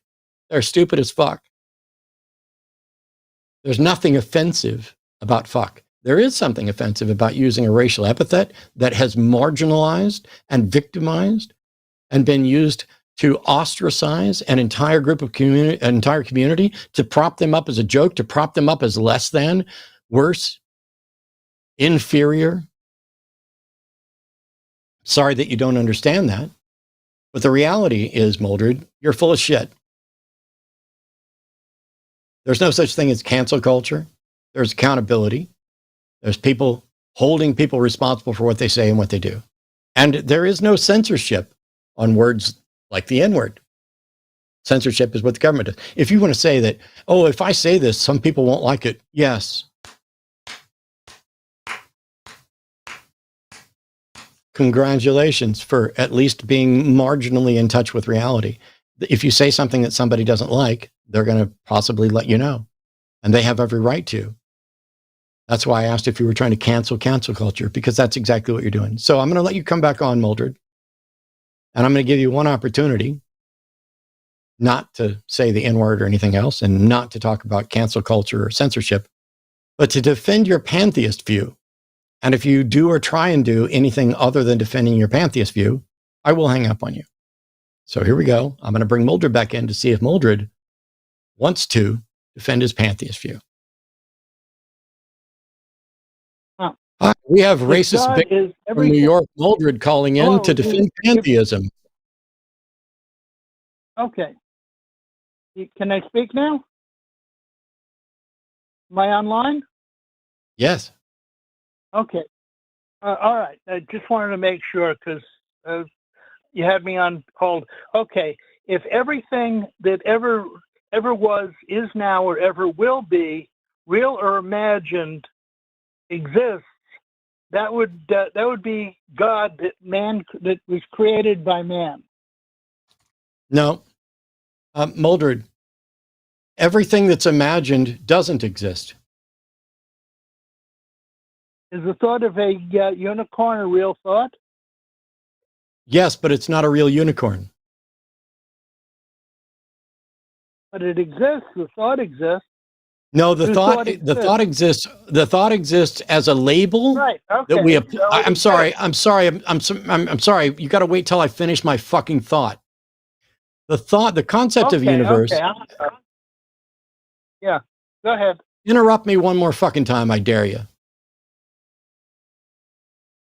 The concept of a unicorn exists as a electrical chemical brain state. The concept is not the thing. The map is not the place. That's actually a fallacy. So the concept of unicorn does not mean that a unicorn exists, correct?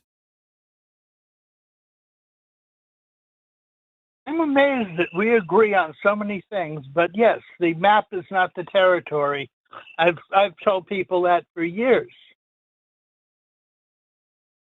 So my question was, the concept of a unicorn does not mean that a unicorn exists. And I said, correct, right?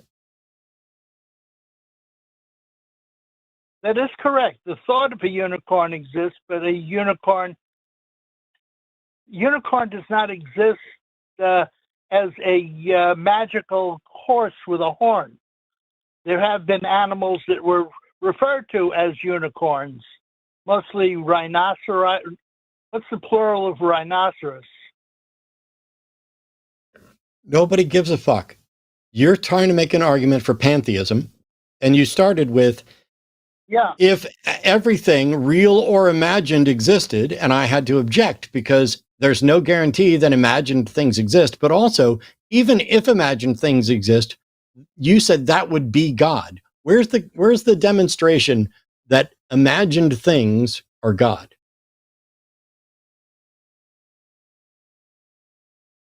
Because to a pantheist, God is everything, and that would include everything. If God is everything, then it would include everything. No, that's not what pantheism is. Pantheism is that God and the universe are identical. Well, that's your pantheism. It's not my pantheism.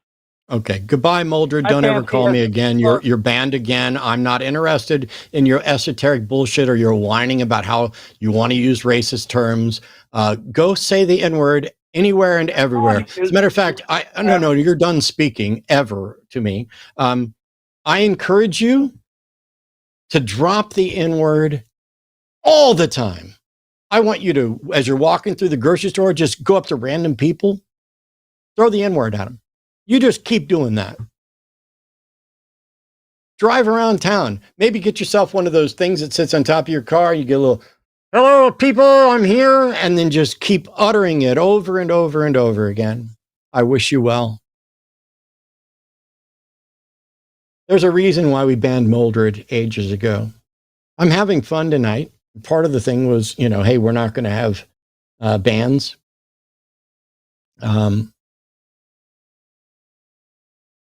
Oh, no, that's not true, Species. Words don't have meanings. They have usage. But he is using a non-standard usage. When you look up pantheism and panentheism, one of them is God in the universe is the same. And the other one is that God contains the universe. It's so strange. Moldred used to call, and we wound up banning Moldred because he's very confused about a number of different things.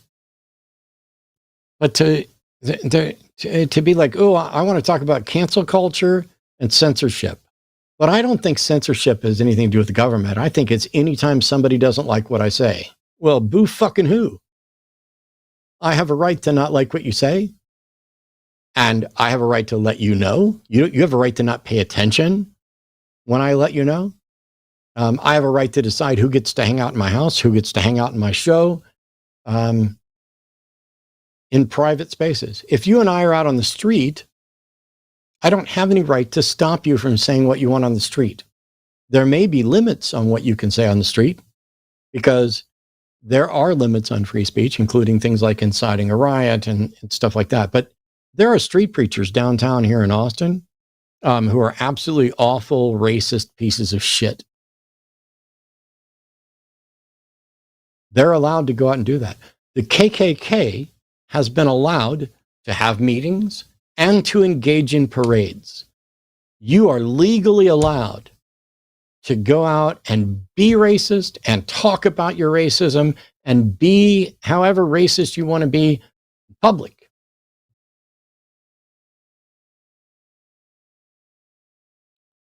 What you're really whining about, Mildred, is that now you can't do it with impunity. Now somebody might call you a racist for doing it, and they have every right to do so. Now somebody might punch you in your face, and that they do not have a right to do. But it is understandable. And as the world gets worse, like I lost friends 2014, 2013, before Trump, over whether or not we should punch Nazis. I'm someone who will not advocate violence for speech. I had friends who were happy to say we should be running around punching Nazis. I find it to be inconsistent with humanism, counterproductive. I am changing my mind a little bit now because the world has descended into a fascist nightmare. By the way, punching Nazis didn't stop it. As a matter of fact, punching Nazis might have ramped it up. When it was, I think it was Richard Spencer, I believe it was, who got punched in the face that started all this conversation about it. Because he was on the news explaining about his white separatist views. And somebody punched him in the face. And my argument was the smartest thing he could have done to get his message out to more people and to gain some popularity was to have someone walk up and punch him while he said that. Because he gets to say, see, I'm just sitting here explaining my point. And these violent thugs, this is why I object. He gets to do that. And then people like Mulder are like, yeah, all you did was say a word. There's 53,000 buckets of privilege involved in pretending that, oh, it's just words. You're exactly like the people who are like, hey, man, I was just joking. If you get busted, it's just a joke. And if you find somebody who agrees with you, then you get to carry on being racist. If the smartest thing someone could do would be to pay somebody to punch them in the face on TV, then the dumbest thing we could do would be to do it for free from a strategy standpoint.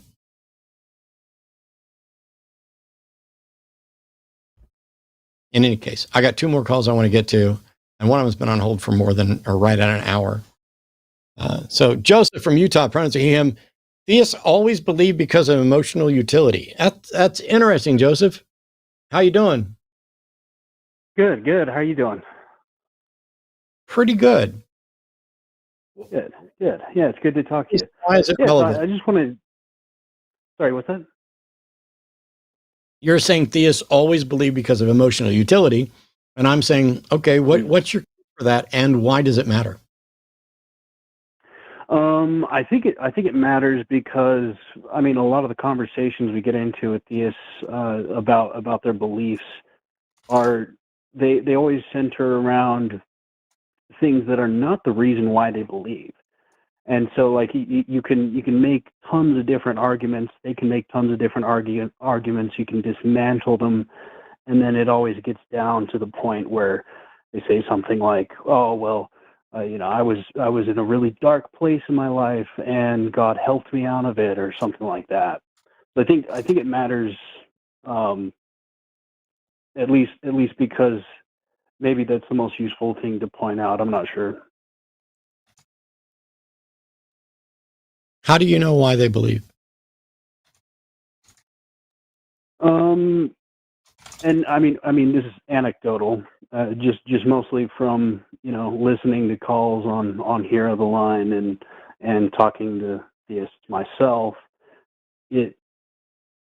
they'll every single one of the arguments they come up with to substantiate their belief is always a post hoc thing, and then you can often get theists to recognize that they're being fallacious in their arguments, and then if they're being honest enough, they always get down to the point where, well, God is a useful thing for me. I don't disagree that happens. I think I disagree that it happens, like you said, always. If that's the case, how did I stop believing? I think you ended up coming to a crossroads where you realized, okay, I either have to keep believing the same way I do with its emotional value and whatever other utility it holds for me, or I have to care about what is true and rational, because I think that's one of the most useful questions you have. So you're suggesting that I didn't care about what was true when I was a believer, but at some point I started caring about what was true. Not necessarily. Like if we think about the moment just before you realized you were an atheist, that would have been the point where you had come across enough arguments against the idea of God, or enough dismantlings of the arguments you thought you had for God, to the point that that, like, how do I word this? Like right at that moment, that would have been the moment where you had enough information, but you just needed something else to realize you didn't believe in God. Does that make sense? How weird. So when I set out, I thought I was rational. I thought I had the truth. I understood logic. I understood rational arguments. And I spent, I don't know, roughly a year and a half from when I began digging in seriously until the time that I'm an atheist. And you're saying that I didn't care about truth until right at the end of that 18-month period?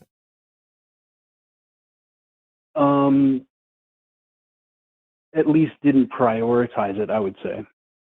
Okay. Maybe you should stop psychoanalyzing people because you don't know what the fuck you're talking about. Well, I think you would agree, though, that you find the same thing. I literally don't agree, which is why I just fucking called you out. That is not what happened.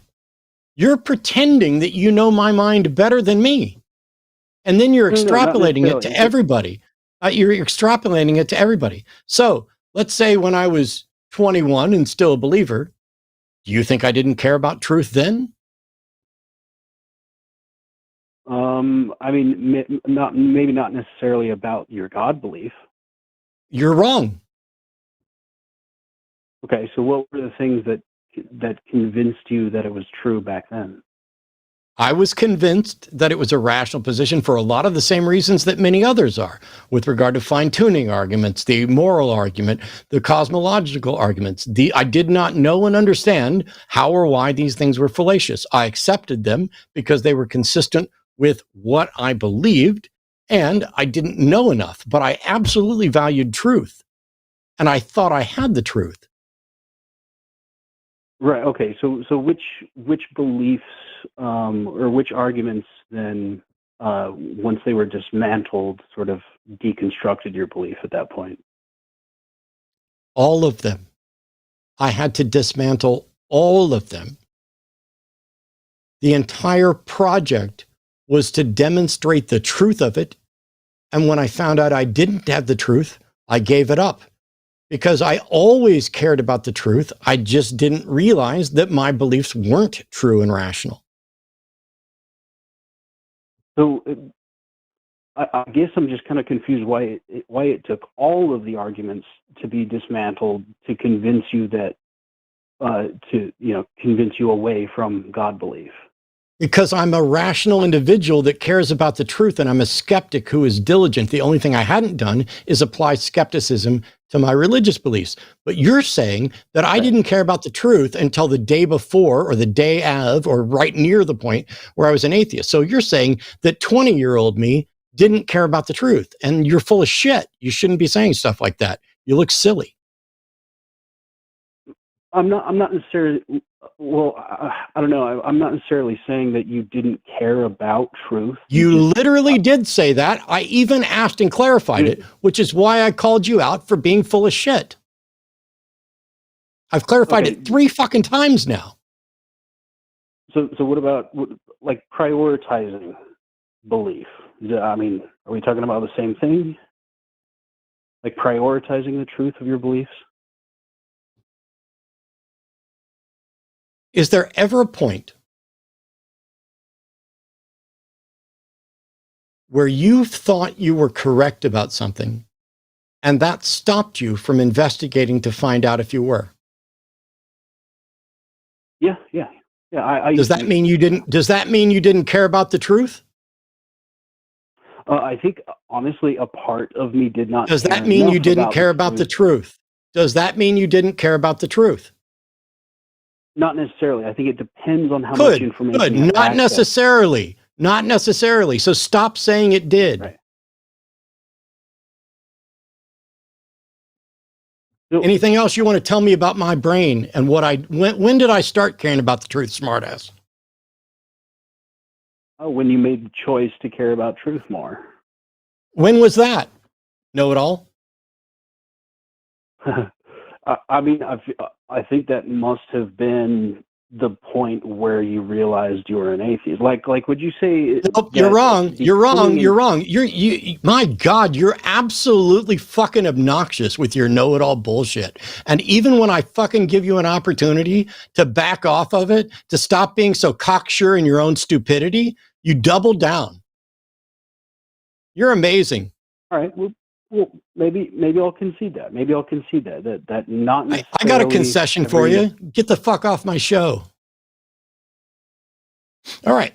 Moving on to the final caller of the night, and then we're going to do some super chats. We're going to read all the super chats over $2, and I'll probably do a thing before then on the announcements or whatever else. Here's the thing. When you're wrong, but you think you're right, that doesn't mean you don't care about the truth.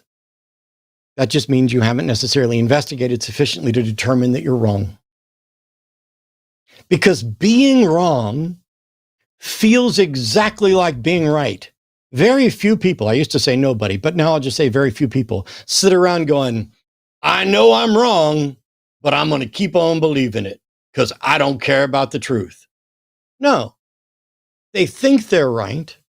They haven't been shown to be wrong, and they haven't been given a motivation to investigate that particular thing.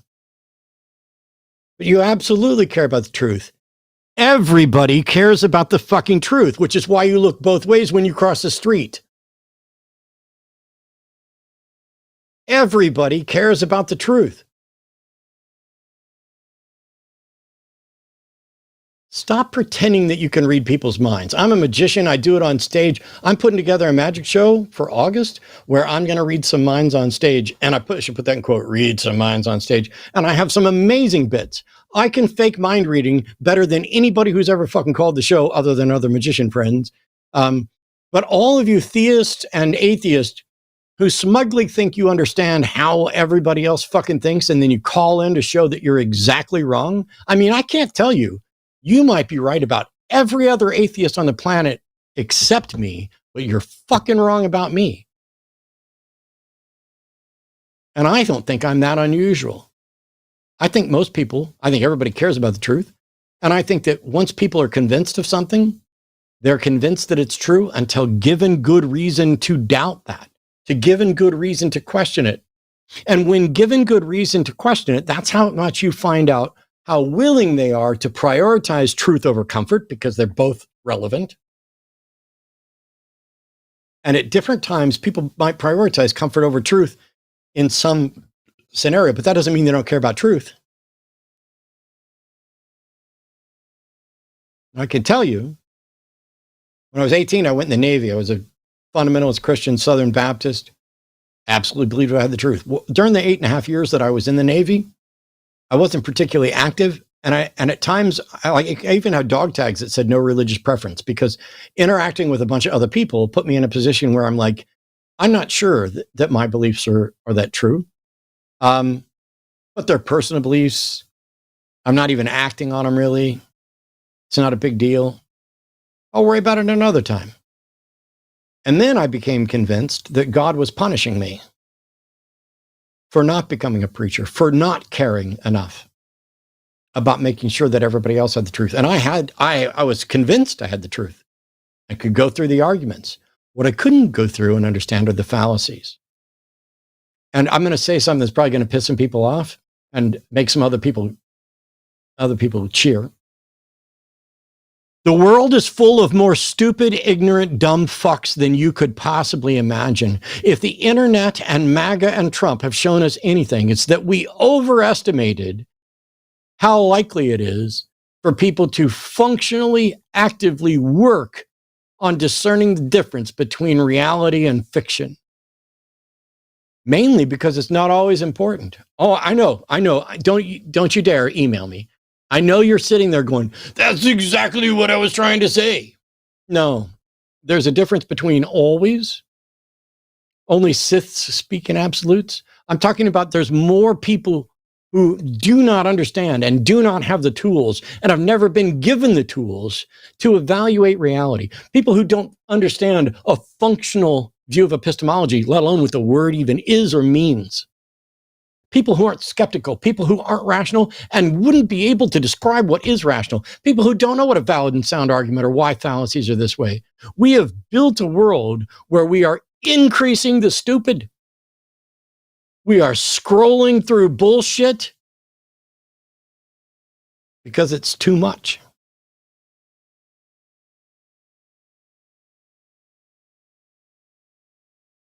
We underestimated how stupid people can be. And I don't mean that as an insult, even though it always gets used that way. So maybe I should try to find a different way. We misunderstood how irrational the world can be. Because some of them weren't given the tools, because some of them weren't taught how to prioritize, because there's a number of different facets. When you try to sum it up as all theists just don't care about the truth, you're full of shit. I cared about the truth when I was a theist, and not just the day I became an atheist. By the way, it wasn't a day. Well, I'm confused as to why you had to debunk all the arguments. Because that's what you have to do. Some of us aren't just, oh, well, that argument failed, so evidently I'm wrong.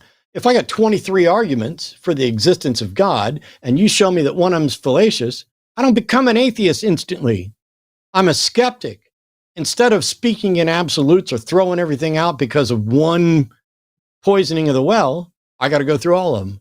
I needed to understand. And by the way, none of that demonstrates that there isn't a God. It just demonstrates that the God I believed in and understood isn't the one that is justified by the arguments that I presented. But somebody could present a brand new argument tomorrow that confirms Jesus, Yahweh, Muhammad, Shiva, Vishnu, Thor.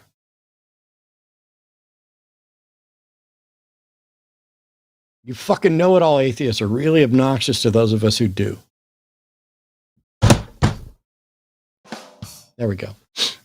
Ashley in Canada, you get to be the final caller on this wonderful Christmas Eve. How are you, and how can I destroy your evening? I'm doing all right, Matt. How are you doing tonight? Pretty good, actually. I'm really thrilled.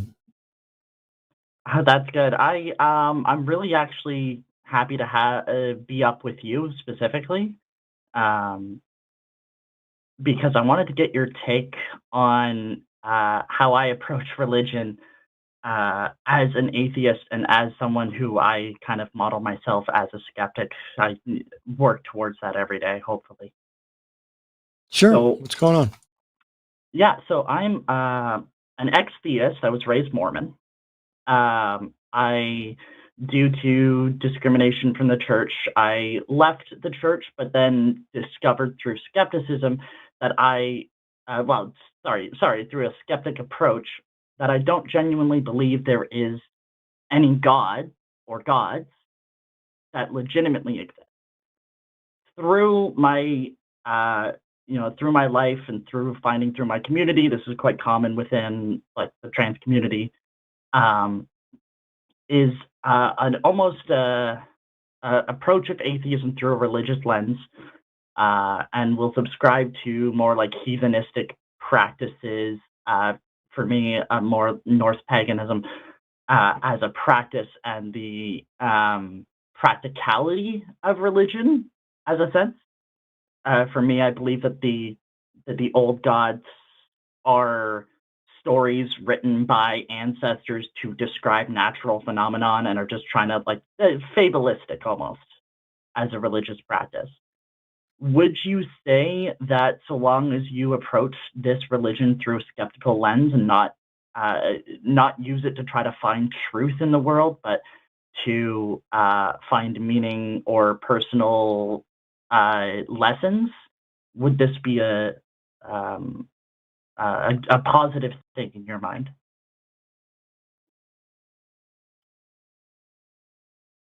It's not for me. Let me ask you if it's comparable to this. I have someone that used to be a friend who is an atheist and a skeptic,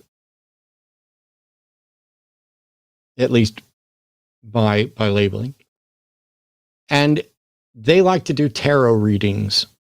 They don't believe that there's anything supernatural going on. They don't believe there's anything mystical or anything at all. They understand it's just bits of cardboard with pictures on it. But they like to do tarot readings. And their explanation is it's kind of like a mild meditation sort of exercise, or like if you're going to draw, there are like decks of cards you can get to give you prompts to draw this, or you pick out 4 random words and you put those words together and you draw something that includes all 4 of those words. So they're just using it for like inspiration to get them to think about something in a different way. Is that what you're describing? Yeah, I'd say that's a pretty adept analogy to it, as more of like a personal meditation or a finding of grounding within your life, even if it's just in a way of like reading fables. This could be through like any sort of practice or, well, kind of fandom almost. So here's my objection. And I'll say this with the caveat that if you find something that is helping you dig into who you are and who you want to be, and you feel that you're getting, not just feel, but you have good reason to think that you're getting, positive results out of it, none of my business, ain't nothing to object to. I'm glad you found your brand. The problem I have, which is what I told my former friend, is that tarot cards are a lie that is used to deceive people, hurt people, and enrich con artists. And the same is 100%. true. The same is true for religions. And in much the same way that the queer-friendly church in San Francisco is a wonderful group that have come up with some delusion about how Jesus is evidently okay with queers, which is just bizarre to me. They've invented a version of the religion that is much better than the other versions. They're still using the same holy book, the same label. They're providing cover for the worst versions of it. And so instead of using tarot cards or religion, why not use things that create a list of words, roll dice, have your, I'm not going to use the GOOGLE thing because my device will respond, or if you guys have Alexa or whatever else, I'm sorry if I just triggered it. Have it give you 4 random words. Have it give you a thought of the day. Have it give you a a number, a color, a plant, an animal, and a mineral, and then sit and meditate on those things or draw those things or whatever else. Why not do that instead of propping up things that are also used for problematic? That's my only real thought on it. But at the end of the day, if you're getting something out of it that you're benefiting from, good enough. Okay, so I just want to make sure I understood what you said. Essentially, that if you find personal meaning in a thing, whatever that thing is, it's not up to anybody what you find personal meaning in. You should distance yourself away from things that are used for negative things towards people, scams, grifts, whatever, and more put yourself into things that are able to give yourself thought and give yourself meaning without the connotation. Sorry if I'm rambling a little bit. No, it's I think that's probably fine. It's when you talk about it. I mean, you can do whatever you want privately. If you want to read the Bible because you find something valuable in the Bible, cool. You don't ever have to tell anybody where you got your inspiration from, so that you're not propping up a problematic book. There's lots of different options there. So yeah, it's nobody's business. But if you want to say, hey, I do this and it really helps me, I would just personally be trying to make sure that whatever it was something that wasn't negative. Like, Okay. hey, I watch racist movies because it inspires me to think more about, I go to KKK meetings because it, helps me figure out how better to talk to racists. I don't have to tell people that I'm not attending KKK meetings, but I don't have to tell people that. By and large, if you're able to find the good in something, then the next question I would tend to ask myself is, why am I finding good in this thing? Am I able to find it elsewhere? Am I able to find something that I can absolutely talk about? Because if the goal is to make the world a better place, then the tools that I've found that help make me understand something are ones that I want to share.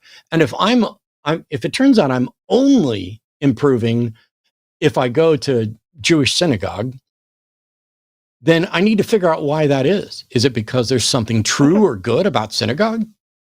If not, what is that experience tapping into that I can find outside of religion? And that's the extra work. But at the end of the day, as long as you're not promoting something that is harmful, which you don't need to do, you can get your inspiration and just be like, I'm not telling you all what brought me to this, but man, I feel so much better. And I had this great idea. Cool. It's nobody's business. Okay.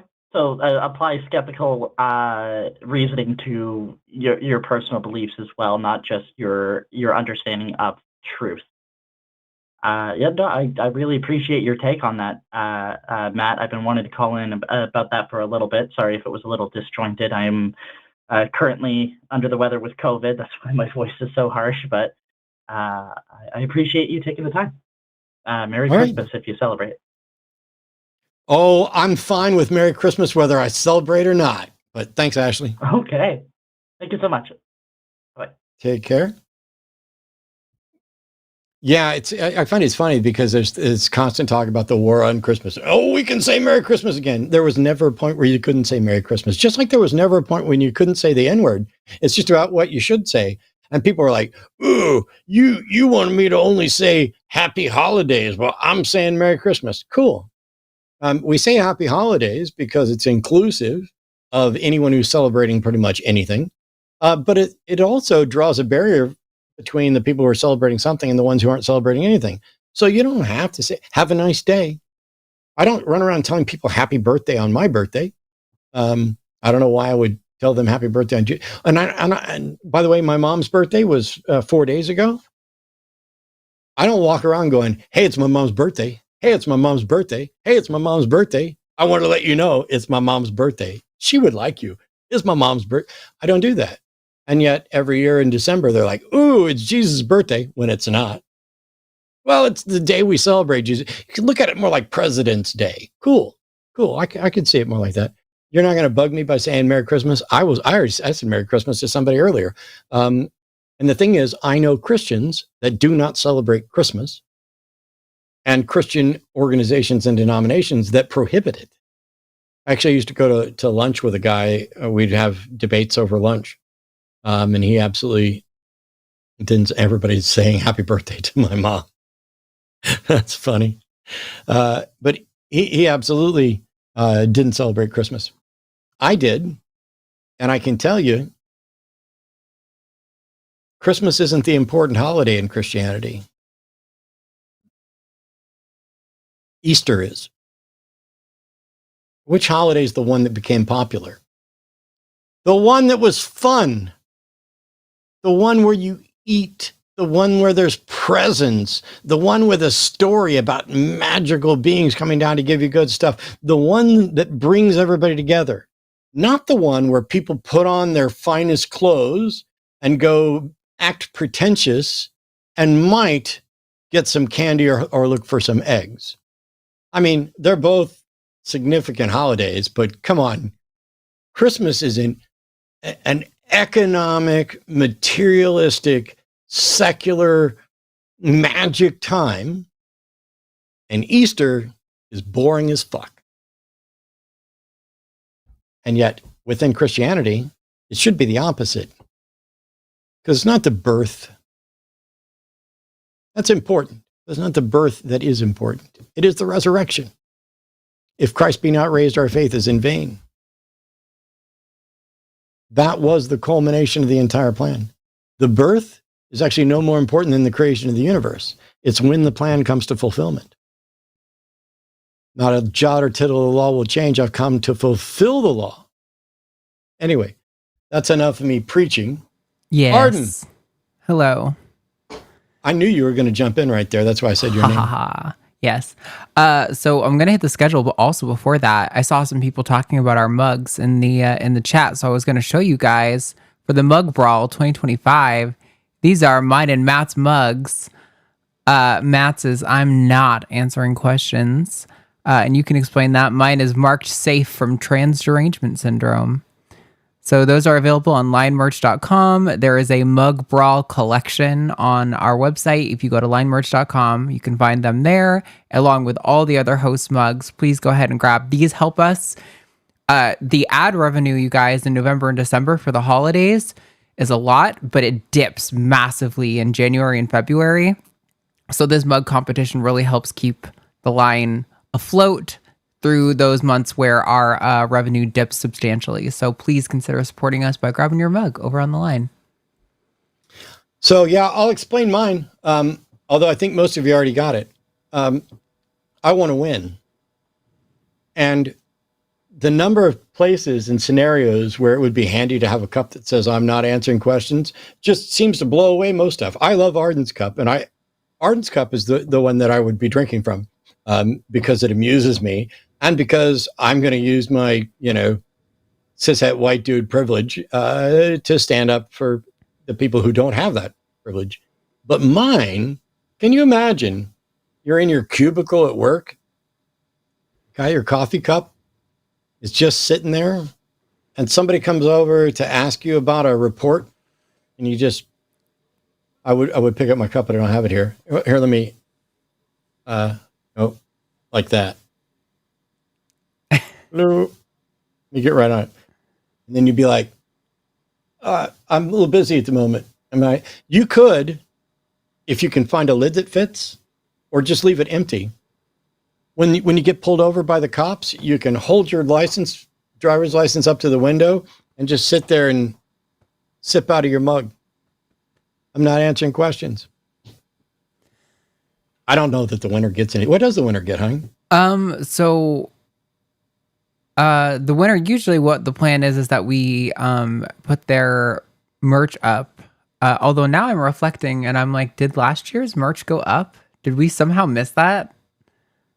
I don't know. The mug design winner is supposed to have merch that goes up for the whole year.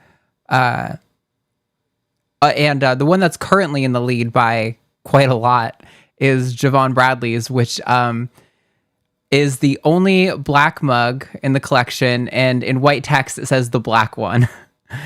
That was his design, his nice. concept. I'm going to have competition.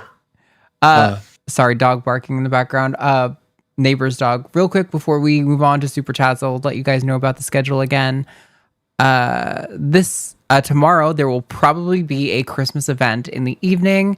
And Saturday there will be a Cus I Wanna with John Gleason and Sidney Davis Jr. On Sunday at 1 p.m. for the early show. Remember, the Sunday show is moved to 1 p.m. Central Time, 1 hour earlier. It's going to be Matt and Promise. For the late show, it'll be Forrest and Paulogia. Skeptalk will be on Monday, and then Chewed Gum will be Alyssa and Taylor again on Tuesday. And then next Wednesday is New Year's Eve, and there will probably be some kind of holiday event for that as well. I was going to ask Arden to whip up a graphic, but I love Arden, and it's near the end of the show, so I'm not going to do it. But one more thing about the mug. If you're the type of person that makes shorts or TikToks, reels, where you're sitting there responding to something going on in the bathroom, in the background, and you're just sipping on that mug of I'm not answering questions. You know the meme of the house that's on fire and there's the little girl in the front that's going, if she had that mug, that meme would have been twice as popular, and you already know what it is. Buy my mugs. All right, we're going to do super chats. Way better this year, and the one that's at the bottom is honestly, I think it's just because people don't get it. Aaron Adair, it's a symbol for infinity and the word jest for infinite jest. But I think most people are probably just not. To be fair, I didn't know what it was. He had to explain it to me. But yeah, I think it's honestly people just don't get it. Josie's is really good. Elect the dolls. Jumping in on the protect the dolls trend. Yep. Owen's We're Fucked is really good. People mentioned Taylor's, which was Jesus Loves You, but terms and conditions apply. Promises Pink Angel Unicorn, Glitter Unicorn is really good. Yeah, they're all awesome. I mean, none of them matter. Just buy the I'm not answering questions mug and we'll all get along just fine. All right. We got super chats here. Let me super chat. You got the super chats up? Yep. £5 from Barbara Barrett. Thank you very much, Barbara. No context for you. Take my money. Excuse me. Wow. No context for you. Take my money. Yes, I will take your money. I'm thankful anybody's here at all. And you guys have turned out really awesome tonight. $10 from Raymond Burnett 6468. Happy holidays, one and all, from the land down under. It's one of my favorite places that I ever got to visit. It is really like a lifelong dream. And I was like, let me just do it once. And it's not enough. It's like, I really want to go back to Oz. Who knows if it'll happen. $5 from Josh Beeben. I coughed up a pawn, a bishop, and a rook. I have a chest infection. I'm expecting a rough night. Oh, as a fellow chess geek who sucks, I really appreciate that. Thanks, Josh. $5 from Space Barbarian 348 for Mary Newton's birthday eve. Calculus and Newtonian physics, two of my favorite things. I think Neil deGrasse Tyson posts that every year at Christmas to celebrating the birth of, a significant blah, blah, blah, blah, blah. And it's Newton. £5 from Mystic Mind Analysis. Thank you. Merry Christmas. Happy holidays from the UK. Here's to another year of fun and nonsense on the line, however you celebrate it. I will try to celebrate it in a way that is public and fun. $50. Wow. Thank you so much, Raise a Village. Hi, I owe you an apology. Apology accepted. I mean, you just gave me $50. A while ago, I suggested you were using right-wing anger bait tactics. I'd gone through stress in my personal life and tuned into a show with a spate of frustrating callers. It was me being angry, so I apologized. No problem. Let's continue and move on. And by the way, it's understandable. Everybody's got their baggage. and you're coming into every situation with everything you've ever seen or experienced, and especially what's going on most recently in your head, and it's really easy to paint a scenario in a way that makes the most sense with what's going on with you right now. Everybody does it. I do it. I have fucked up calls big time by making assumptions about the caller based on what was going on in my life that day. And I correct them when I can. I apologize when I can. It's going to happen. So thanks so much. Merry Christmas. $20 from Greg Markowski. Hey, man, I got your picture. I didn't get a chance to reply. There's just so much going on with the holidays, but thank you so much. I appreciate it. Merry Christmas, Matt, you and everyone at the Line of the Best. Greg sent me a picture of me and his brother, who I think recently passed, if I'm remembering correctly. 1024 from Sherman Bay. Wait, is that the X-Files time? No, that's 1013. That's Chris's time, I think. With all the hate towards others today, this seems appropriate. Songwriter Alan O'Day once said, "I really love my land. I want to lend a hand. But isn't it all right to love my world as well?" Yeah. That's a good take on the kind of think globally, act locally mindset there. Thank you so much. Oh, yeah. There's Trump's Epstein letter as your avatar. That's nice. 1086 from Corey Springer. Happy holidays, everyone. Thank you very much, Corey. $5 from Ungrid Meese. I don't know what to do with an S with that over it, so I just kind of may whistle a little bit. Hey, Matt, we don't have our 6 kiddos this Christmas, so we're here with you, so you're not too lonely. Merry Heathens Christmas Eve. Love, Ollie and Mitch. Thank you so much. Well, that's a cool... You getting kissed on the cheek or kissing somebody on the cheek. Sometimes antisocial, always anti-fascist. I'm trying to pay more attention to the avatar images and stuff, because some of you guys get some really cool stuff in there. I appreciate it. $5 from KBSP 2009. I was raised by Sea Tree and E-Bunny, Christmas and Easter agnostics. Yeah. So I've never understood how people get sucked into religions in the face of science. Thoughts? Yeah. When I was a kid, I'm not completely sure what I knew and understood about both science and religion. Somehow or another, for a long time, I both accepted the scientific facts about evolution and the claims about creationism, in part because I was shielded from any challenge, and I just didn't bother to think about it too deeply. Oh, this is what the scientists say is true. I don't have any way of looking into it further yet. Seems reasonable. I'll go with it. And here's what the preacher and my parents say is true. And who am I to question them? That's a lot of it. Who am I to question? Who are you to question God? According to you, I'm the guy that God created and gave a brain and asked to question. Who are you to suggest I shouldn't question God? Who is God to suggest I shouldn't question God? Fuck that. Question everything and everybody. You're either going to find out you have really good reasons to accept what they say is reasonable, or you don't, and you've learned something either way. $10 from Walking Mosh Pit from Australia. Happy December 25th to those that celebrate. It's shockingly warm here today. It was in Austin. I mean, it was cold a week or so ago, but we had a little bit of a heat wave. I think it was almost or right at 80 degrees Fahrenheit today, which is, I don't know. Somebody can do the conversion. It's 20 something, I think. But depending on where you are in Australia, it might actually be cooler. Like if you're down south of Melbourne, maybe in Adelaide, I don't know. Somebody find out what the temperature was in Adelaide today, because it might have been hotter in Texas. I don't know. $2 from Ollie Ashana Silverbow. What do you call an old snowman? Water. $2 super chat. Woo! I can't do a woo. After hours of talking, like I really want to do like a Ric Flair woo. Oh, I got it almost, but my throat is raw. I'm gonna talk a lot less for the next couple of days. By the way, that's a good reminder. Thank you guys so much for sticking with me on a show where it's just me.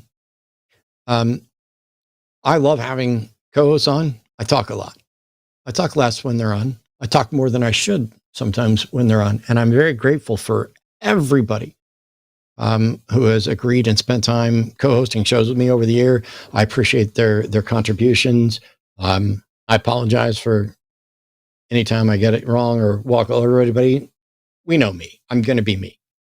I am, though, working on making some changes. And one of the changes is to keep getting more and more people on as co-hosts who fundamentally dwarf me in knowledge about very particular areas. Because I have kind of a, I don't know, mile wide, inch deep with a couple of craters where I go deep on some little thing. But they, you know, when you get Forrest, Erica, Justin, Dr. Blitz, Dr. Adair, I mean, I could list all of them. There's literally nobody who does this show with me who doesn't dwarf me in some respect. And I love being here with the people that are on the line, with all of you that are showing up. Thank you to I'm nowhere near done with Super Chats, but thank you to the call screeners and to Arden, who works more than any three people I know put together, and still has time to love me and be mean to me like she was last night. That is such horseshit, you motherfucker. It's my show. I get to tell the story however I want. $10 from the fuzzy. Although she's the producer, she could shut me up right now and say whatever she wants. I should stop. I love you. Thank you. $10 from the fuzzy logic. Merry Christmas, Yuletide greetings, or Happy Wednesday is appropriate to everyone at the line and my fellow chatlings. Wishing everyone safety, community, and joy. Oh, thanks. That's very kind. $5 from Hossenhofen. Hossenhofen. Three guys walk into a barn. Tall one hits his head, yells, "Ow, Jesus Christ." Woman in the barn says, "What a great name. We were going to name him Mervyn." Nice. $10 from JustWald1. I appreciate you and Arden so much. Mary, a huge off topic. Matt, what do you think of card magician Jason Ladanya? He's all over my feeds lately and he impresses me. He's outstanding. I know some guys who are in that same class and tier. I was never anywhere near as good as Jason at close up, and at card work, and I can't now. The magic show I'm putting together is a stage show, so the close up card stuff is out. But between the diabetic neuropathy and not being able to feel things in my pinky and everything, and something that Di Vernon also complained about is that as you get older, my hands are always dry. I have no grip. Like don't get me wrong, there will always be a deck within reach around me. But a lot of the things that I used to be able to do, and card moves, they all feel different now. And like trying to like the cards are literally slipping through my finger as I'm just separating like that. You can see the Queen of Clubs getting lower and lower until it falls. I have to use hand lotion to make things just a little more tacky if I'm going to do card work. There's a lot of other close-up stuff that I don't have a problem with. I love the rubber band work a lot, but I don't know Jason personally.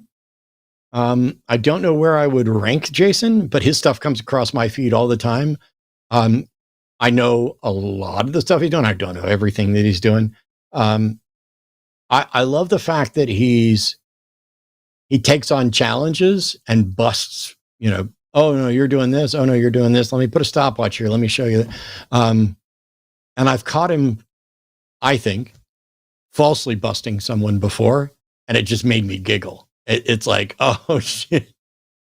Not only did you show them that they were wrong, but you did it in a way that makes them wrong again. It's hard to explain if you're not into it, but yeah, I like his stuff. Don't know him personally. He could be awful. I know some magicians who are, but great card work. Thank you again. £2 from Barbara Barrett. Hugs to Matt and Arden. Enjoy the evening. Thank you so much, Barbara. And £5 from Barbara because £2 wasn't enough. Let there be light. I said, let there be light. Did anyone pay the bill? I paid the bill. Let me tell you, keeping this many reptiles in Texas in the summer, both having heat lamps on some of the lizards and then an air conditioner running all the time. Whew, our power bill is insane. Thank you so much. $2 from the Raven. Consensually French kiss that like button. Hashtag KLBG. Definitely. Let me look. I haven't been over to see. There's 672 likes and there's only a little over 1,000 people in here right now. There was more than that earlier. But that means that at least not everybody who's in here now has clicked like. So do what the Raven said. I mean, your money's good. Your support's great. But the like button really helps us out. Another £5 from Barbara Barrett. Like Herodotus, he wrote what folk told him. Confirmation is still being sought to this day. Exactly. It's one thing to say, this is written and attested to by people, and this is included in historical documents, and it's considered historical. Those are also different from saying, this is reasonable to believe is true, and not merely reasonable to believe that people believed it was true. And that's a subtle distinction to some people, but it's once again, it's the map and the place. It's the concept of a unicorn isn't the unicorn, and believing that something's true, even sincerely, even as an eyewitness, because eyewitnesses can be wrong.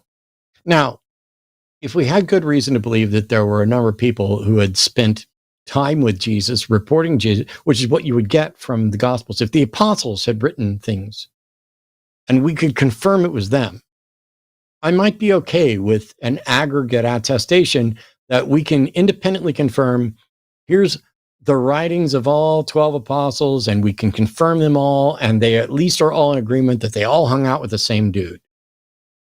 I mean, it's unlikely that that's going to be just made up. But here's the problem. Why doesn't God fix this? God has to know and understand sound epistemology. He has to understand that a rational individual isn't just going to take an old story written by somebody we don't know, that has been modified and changed, that we don't have original copies of.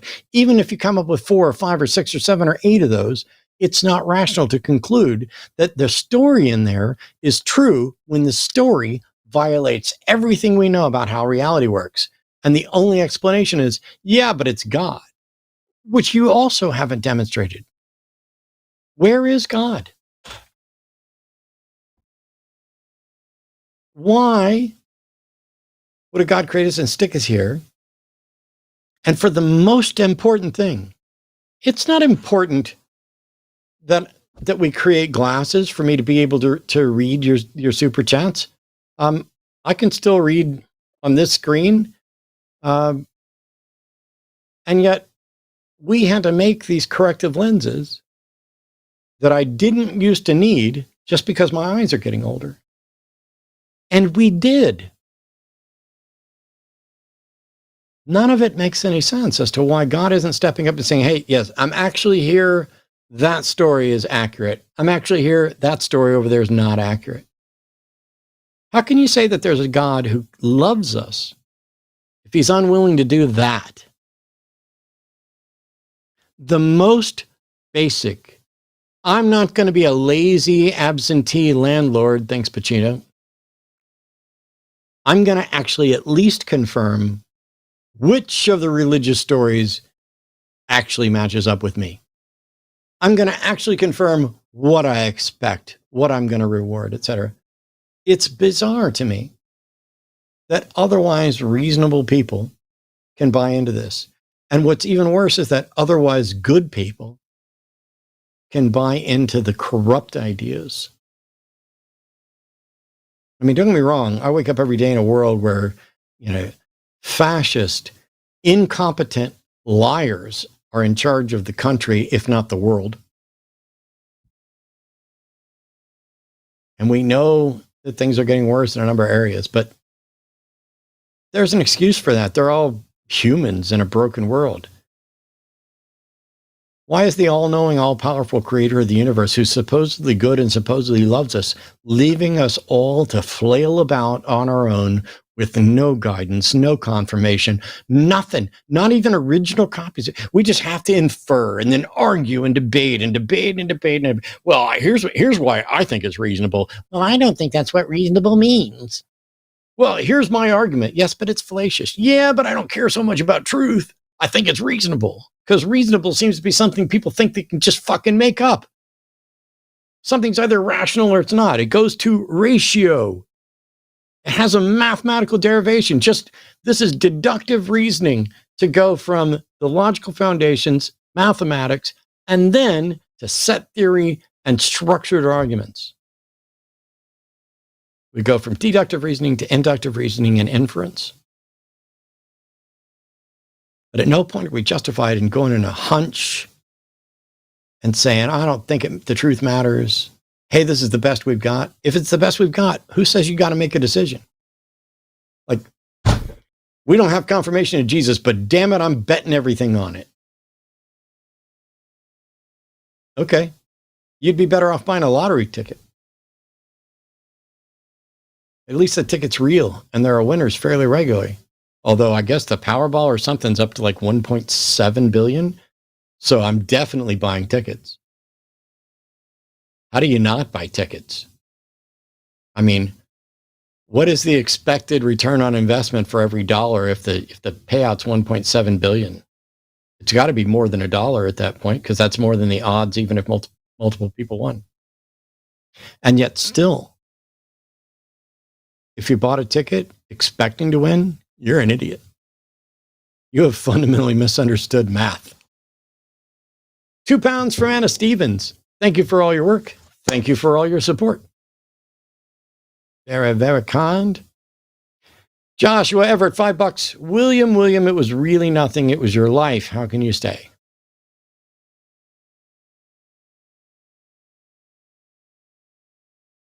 Austin, 63488.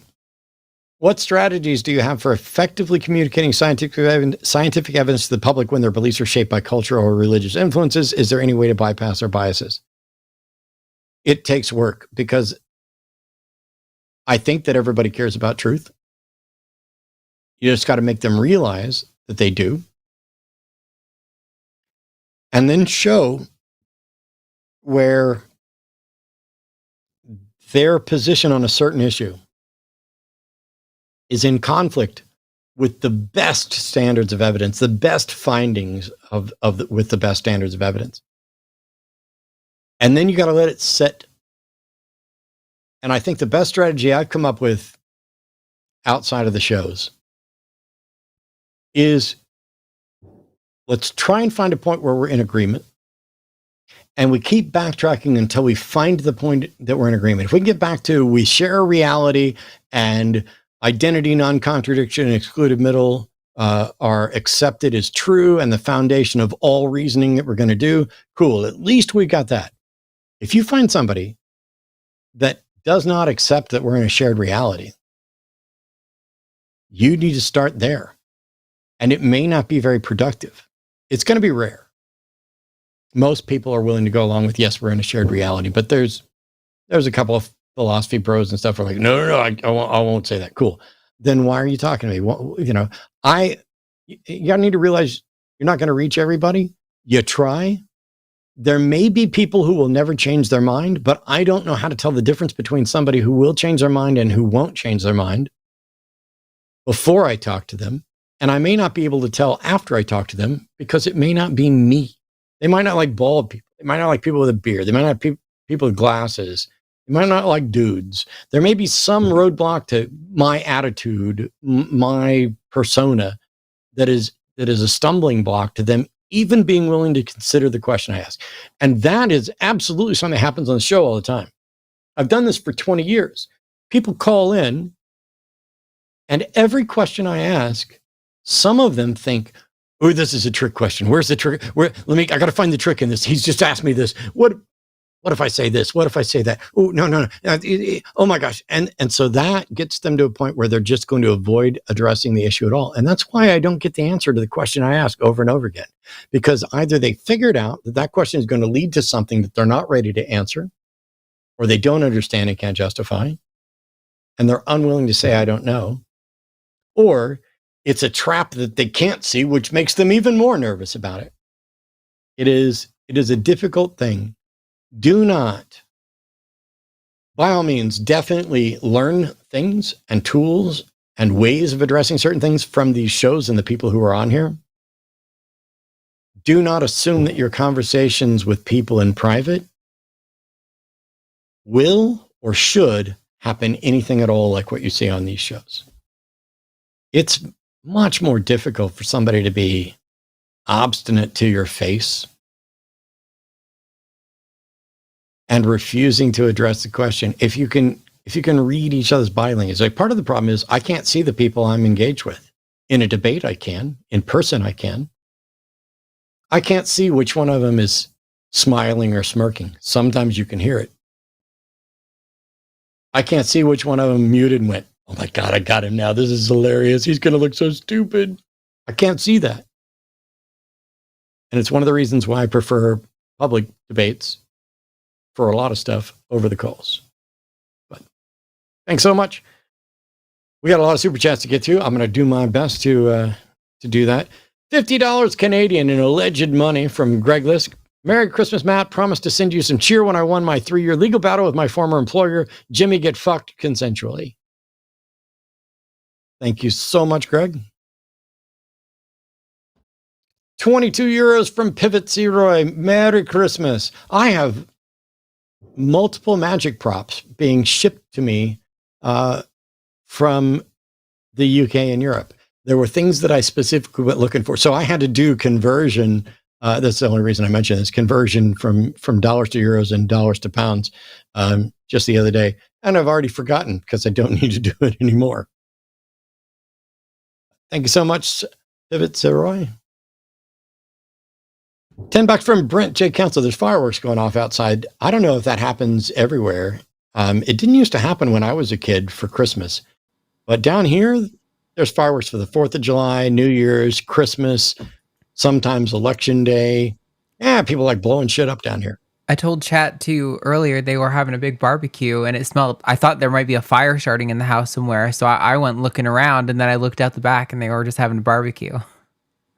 That's awesome. Yeah, we have our neighbors 2 doors down have a party every weekend, all the time. They're barbecuing. It's awesome. And Arden freaked me out because when she's talked earlier, I didn't hear the dog, but she's like, oh, there's a dog barking.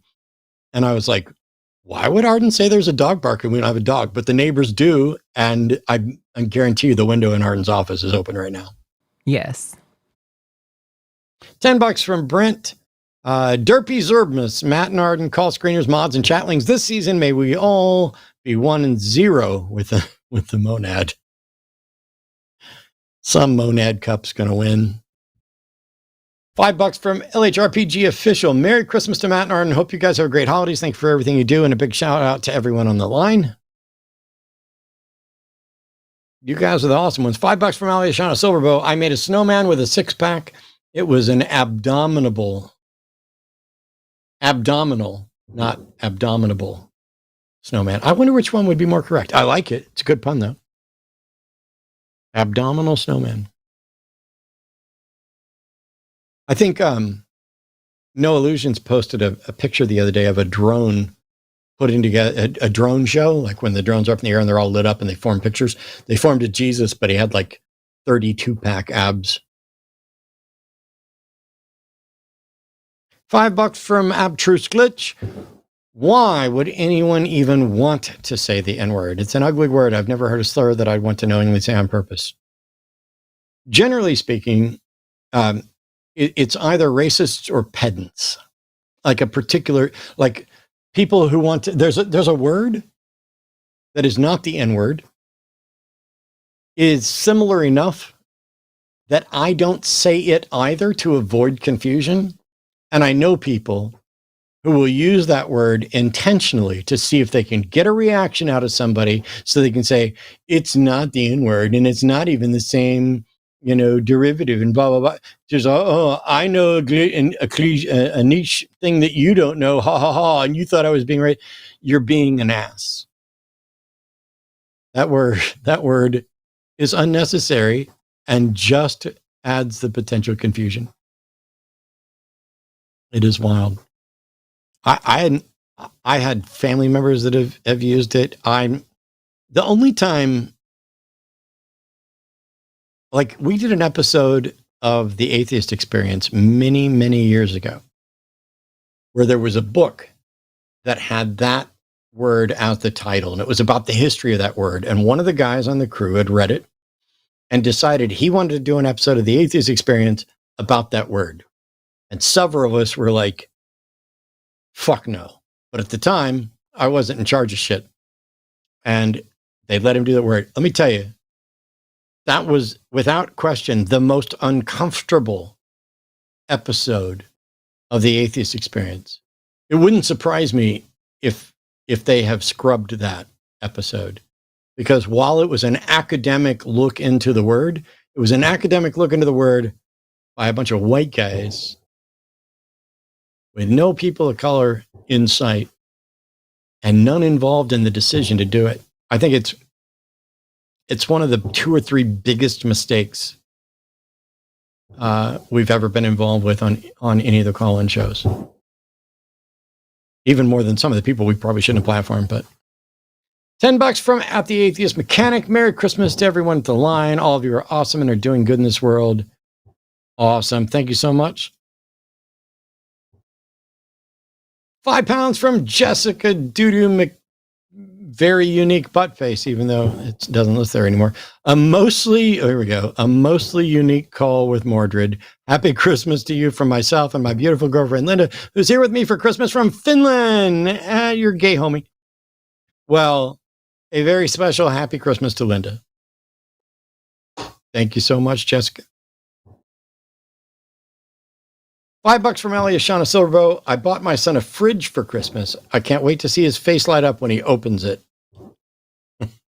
Happy holidays. Oh, the puns. Okay, I have to stop and give Eliashana credit because that is the best pun I think she's ever done. That one actually made me laugh. So good job. I really like it too. $10 from Mr. Boricua. Moldred Dunn got my red up real bad. What a piece of work. Also, Goyul, Hivayul, Glidjul to the Nordics. I'm sure I fucked every one of those up, but that was fun. They celebrate on 24 December. Also, how long for the mug brawl? Arden, do we know? I think we usually do it until New Year's Day. So I'm assuming that's probably going to be the case. Also, I was just going to say that we mentioned the mugs live and I haven't seen a lot of new orders since then. So I'm kind of disappointed in you guys. Don't forget. There's only 23 minutes left in the mug brawl. You have to go buy the I'm Not Answering Questions right now. Like, you should buy 5 of them, give them to people. You know what? I bought a box of cards that have English and Spanish on them, specifically with instructions if ICE or the police or anybody shows up that you can hand out to be like, hey, I'm not answering questions. I assert my rights. I would like an attorney, all this stuff. Because as ICE stuff ramped up, they're available. I'll post a link or whatever else. And I hand them out to people. You should do that with my mug. Next year, I'm just going to put my mug on the mug, and it's just going to say my mug.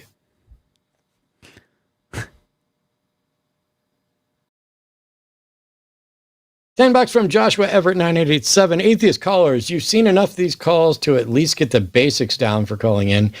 Answer the question as asked and be concise, especially if it's one in a series of questions. Yeah, that's all right. It's Christmas Eve. You guys are like, genuinely, I thought we were going to get like 50 people. And thank you guys. I'm overwhelmed. $7 Canadian from Maureen O'Hara. Merry effing Christmas. Hoping next year is less terribly.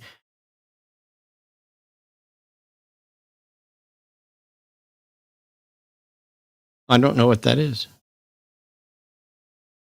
Oh, is that like is less terrible and then well, I thought it might be like go fuck yourself, but I think it's an I. I think it's Ifyung, but it might be LFYUNG. Chat, help us, please. I Well, know if it Justin says- has if it brought says a whole hoping new. next year is less terrible. I'm in agreement.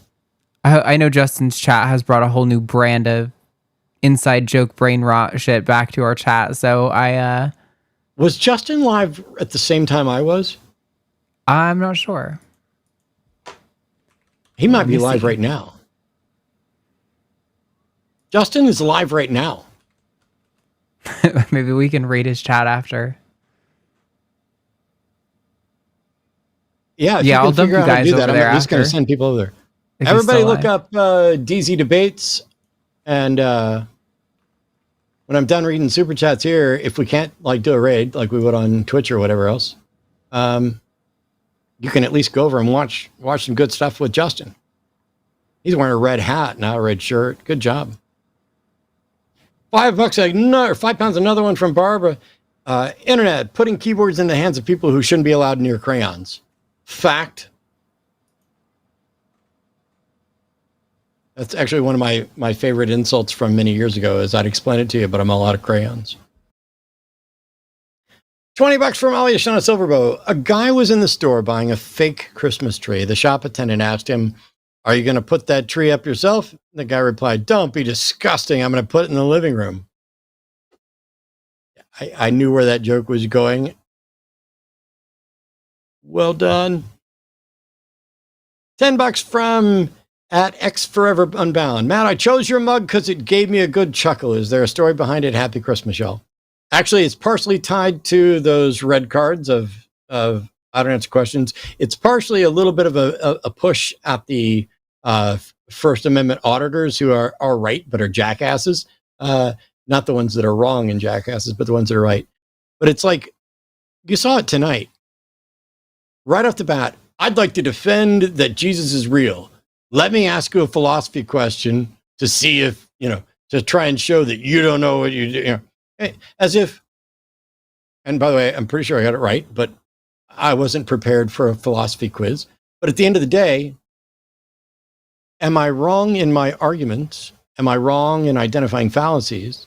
Or did you just try to find some jargony thing that I'm not as familiar with because I don't have a degree in the field? By the way, you didn't make any attempt to defend Christianity. You showed your true colors, and I owned you.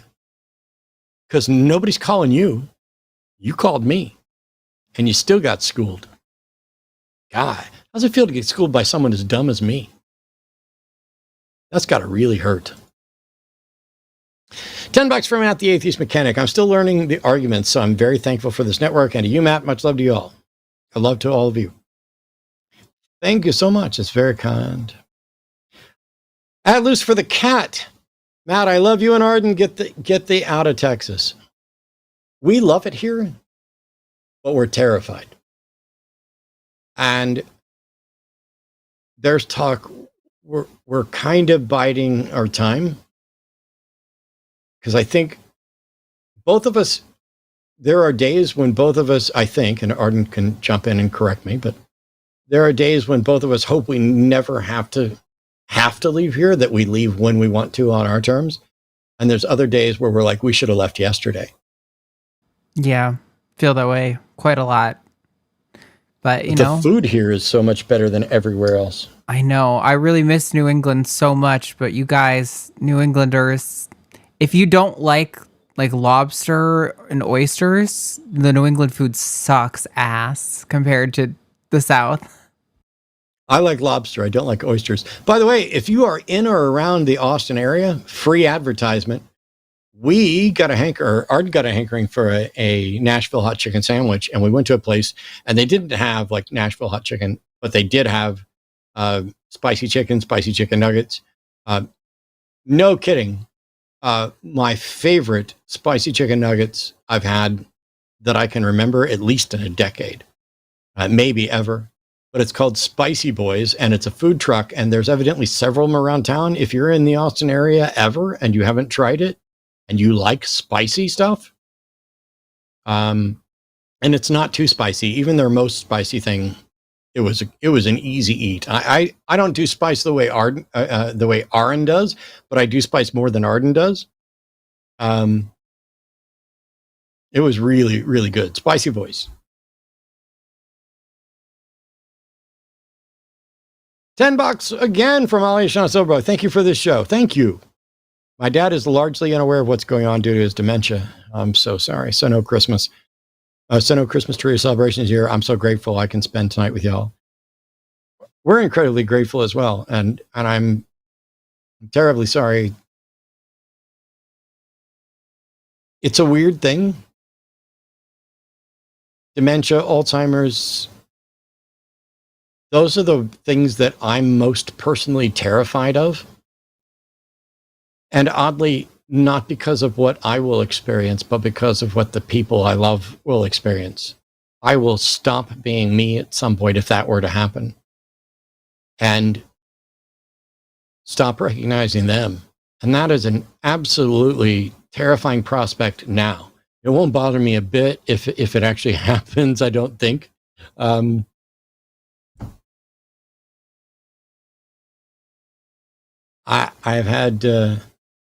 dealt with that a little bit with a couple family members a long time ago, but luckily I've been able to stay away from that a lot.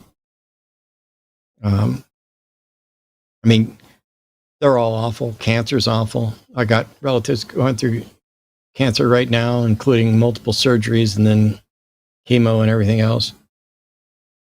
Arden just lost a grandparent.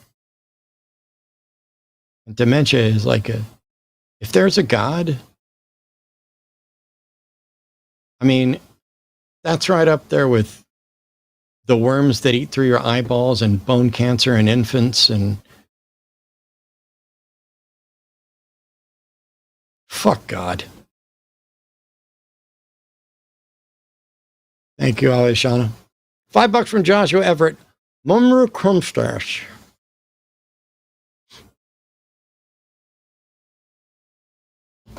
£2 from Barbara.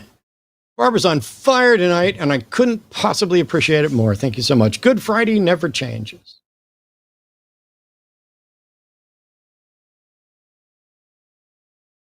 This is a good Wednesday.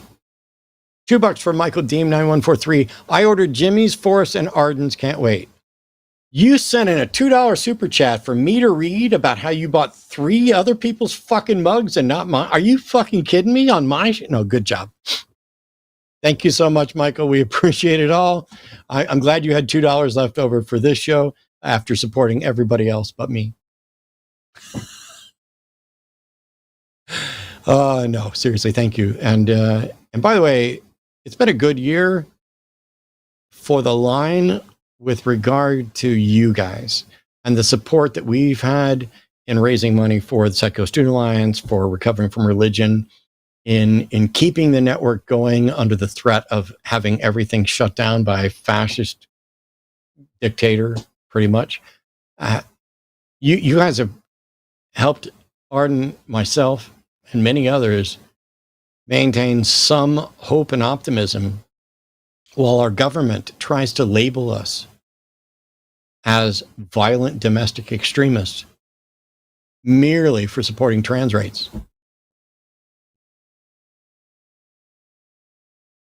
This is a weird world. And while I can't wait until we get through this part and things improve, I'm glad there are other people here in the weirdness with us. $2 from Joshua Everett. Bathroom response. Short sounds epic. Oh, that's it. You could have like a toilet with yellow tape across it, like, you know, out of service, and then just be standing there with the I'm not answering questions mug. My God, I should charge double for that mug. It's going to be in so many TikTok videos. £2 again from Barbara Barrett. I bought Luxander's mug. And you've donated so much tonight, I'm not even bothered. I haven't, what, have you got Lux's mug? Honey, we can show it? I don't have one to show it. It's Team Lux, but Lux is always talking about how it loves dragon stuff. And so it's Team Lux, and the end of the X turns into a big old dragon tail. Oh, that's nice. I tell you, it's been difficult getting used to using its pronouns. I think Arden's done a better job with it than I do, even though I'm pretty sure there was something about it that bothered you more than it initially bothered me. But regardless of pronouns, I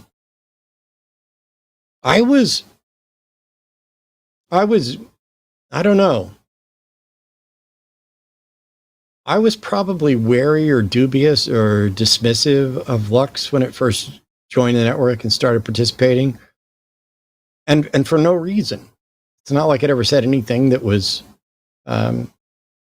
that gave me justification for it. I think it was the pronoun preference probably put it in a weird category where it's like, ooh, how does this person think?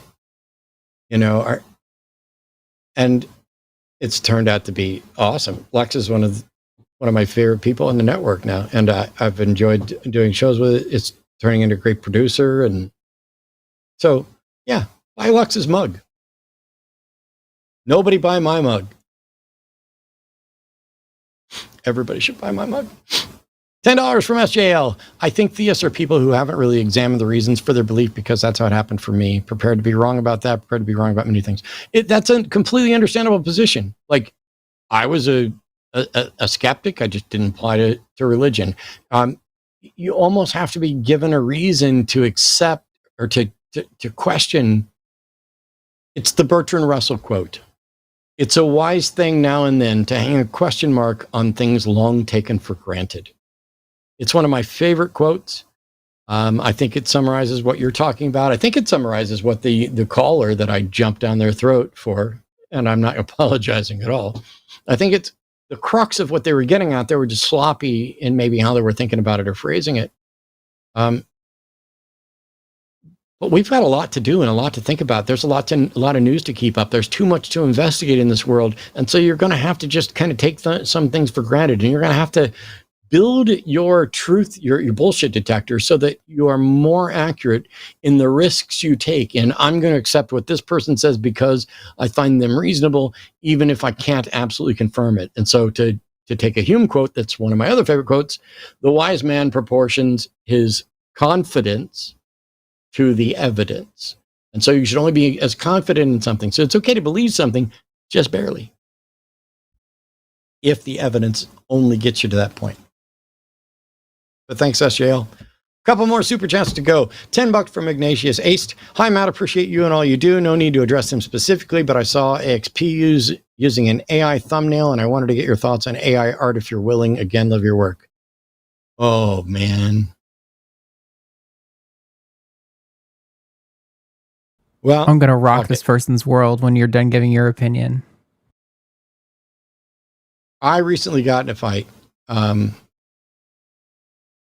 I have no problem at all with AI art. I don't think it's theft. That pisses off some of my art friends. I have actually paid more human artists to do work for me since AI art came around than before. And I think, like anything else, it is a tool.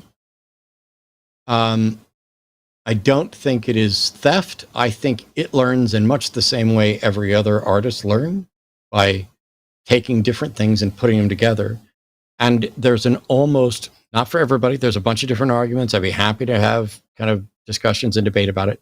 The last fight I got into about this was basically someone saying it's theft, and I screenshotted a lot of the conversation because their claim was, but it's not human. It's not adding.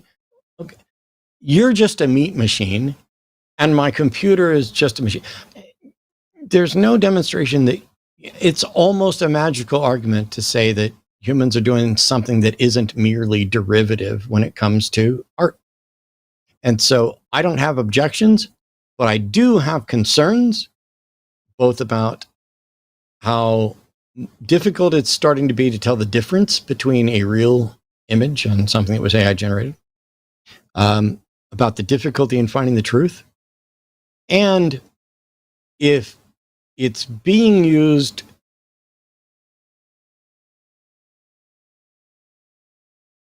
in a way that is directly harmful to the artists, as opposed to just people aren't buying my art because they can get cheaper stuff from it. It's like Temu.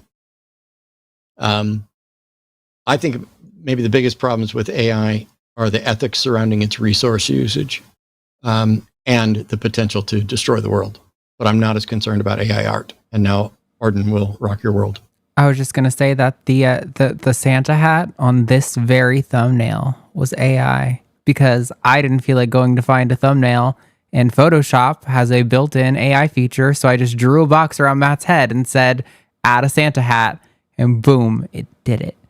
I do think AI can be argued, there's a case that in some cases it's plagiarism. Like there's some cases where they clearly try to mimic a very specific style and pass it off as if it came from a specific person, or people passing it off as if they made that, and those could be arguably problematic. But yeah, I will say the way that I learned art is from tracing art that I loved, and then eventually getting, the muscle memory to know how to do certain things.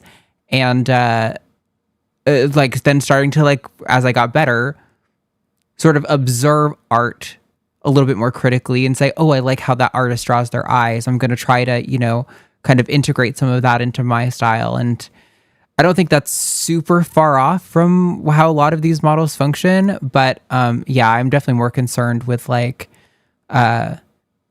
how AI data centers are driving up costs of electricity for working class Americans than I am whether or not AI counts as theft. I feel like that is it's kind of like missing the forest through the trees kind of a thing. Like there are bigger concerns, in my opinion. And also, everyone wants art made from people, I think. Not everyone, but I think most people, when they're looking for art, they want something that's coming from a person.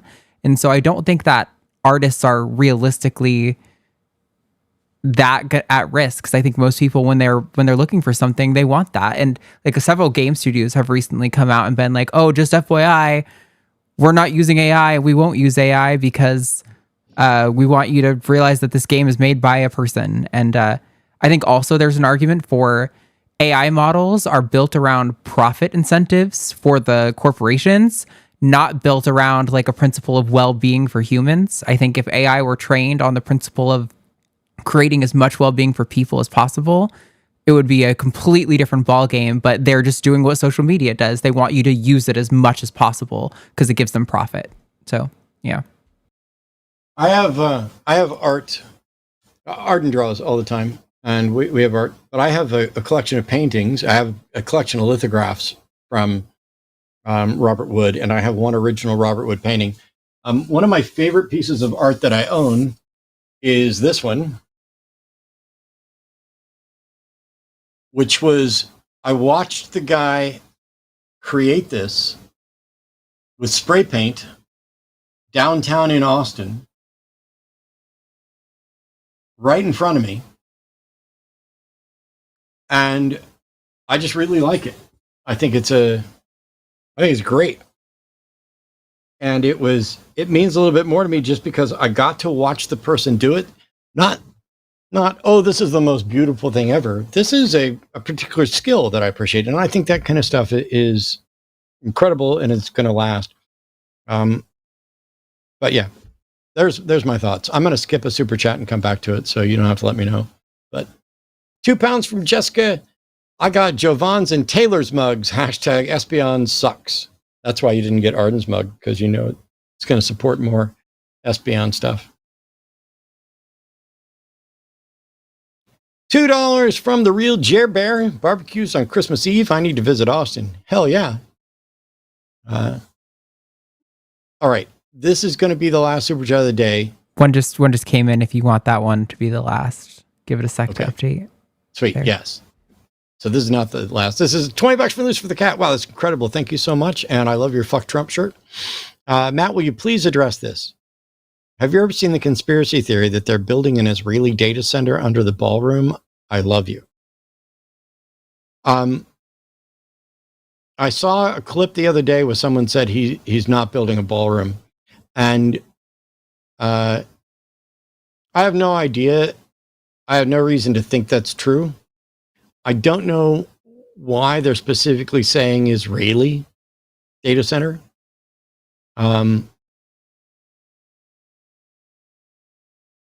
So I hadn't seen the details on it yet. But generally speaking,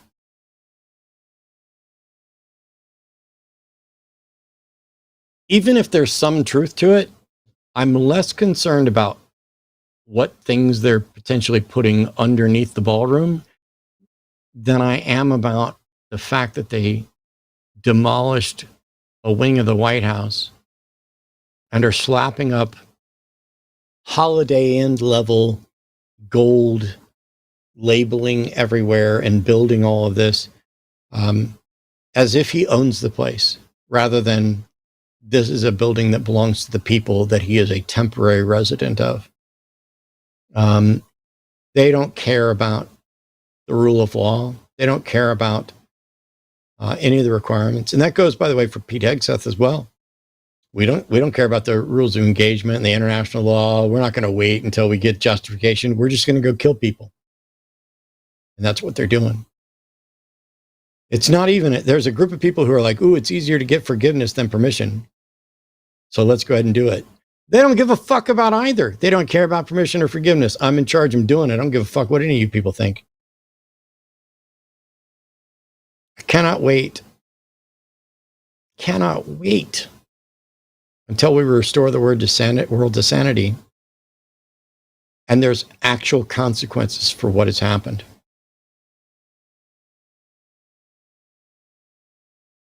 I just hope I get to see it. And generally speaking, while I don't celebrate the end of anybody's life, there's a Mark Twain quote where he says he's read some obituaries with, I don't know, great pleasure or great amusement or whatever else. There's a couple people that when they leave this earth, if I'm still around, I'm going to have a party like nobody's fucking business.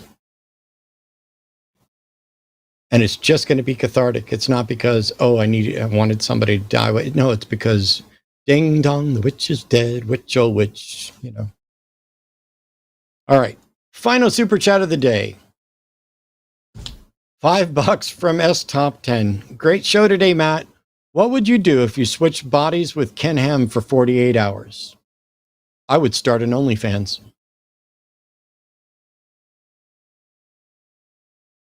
I would absolutely start a Ken Ham OnlyFans. And just, you would all want to subscribe to that because it would be the absolute best OnlyFans that any Christian apologist has ever done. And if you think it's the first one, you haven't been looking. Okay. Thanks, everybody, for tuning in tonight for a longer than expected and incredibly generous holiday season episode. Again, everybody here at the line, I know, is incredibly appreciative of our volunteers, our call screeners, our moderators, our producer, everybody who calls in, including the people that we seem to not be able to stand, the ones that I'm going to ban 500 times. The people who buy the mugs, the people who support Recovering from Religion and Secular Student Alliance, the people who chip in for these things. But for the, I don't know, 1,500, 2,000 people, whatever it was, that showed up on a Christmas Eve, just because I was here all by myself, I love you guys. That means a lot. Merry Christmas, happy holidays, happy Wednesday. Go fuck yourself. Be better, do better. Let's try and fix the world. Let's help teach people stuff. Go to patreon.com/callthelion to help support. You can like, you can subscribe, you can go to linemerch.com. There will be shows upcoming between now.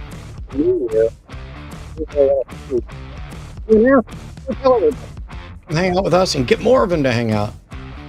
Thanks, guys. Have a great season. See you next time.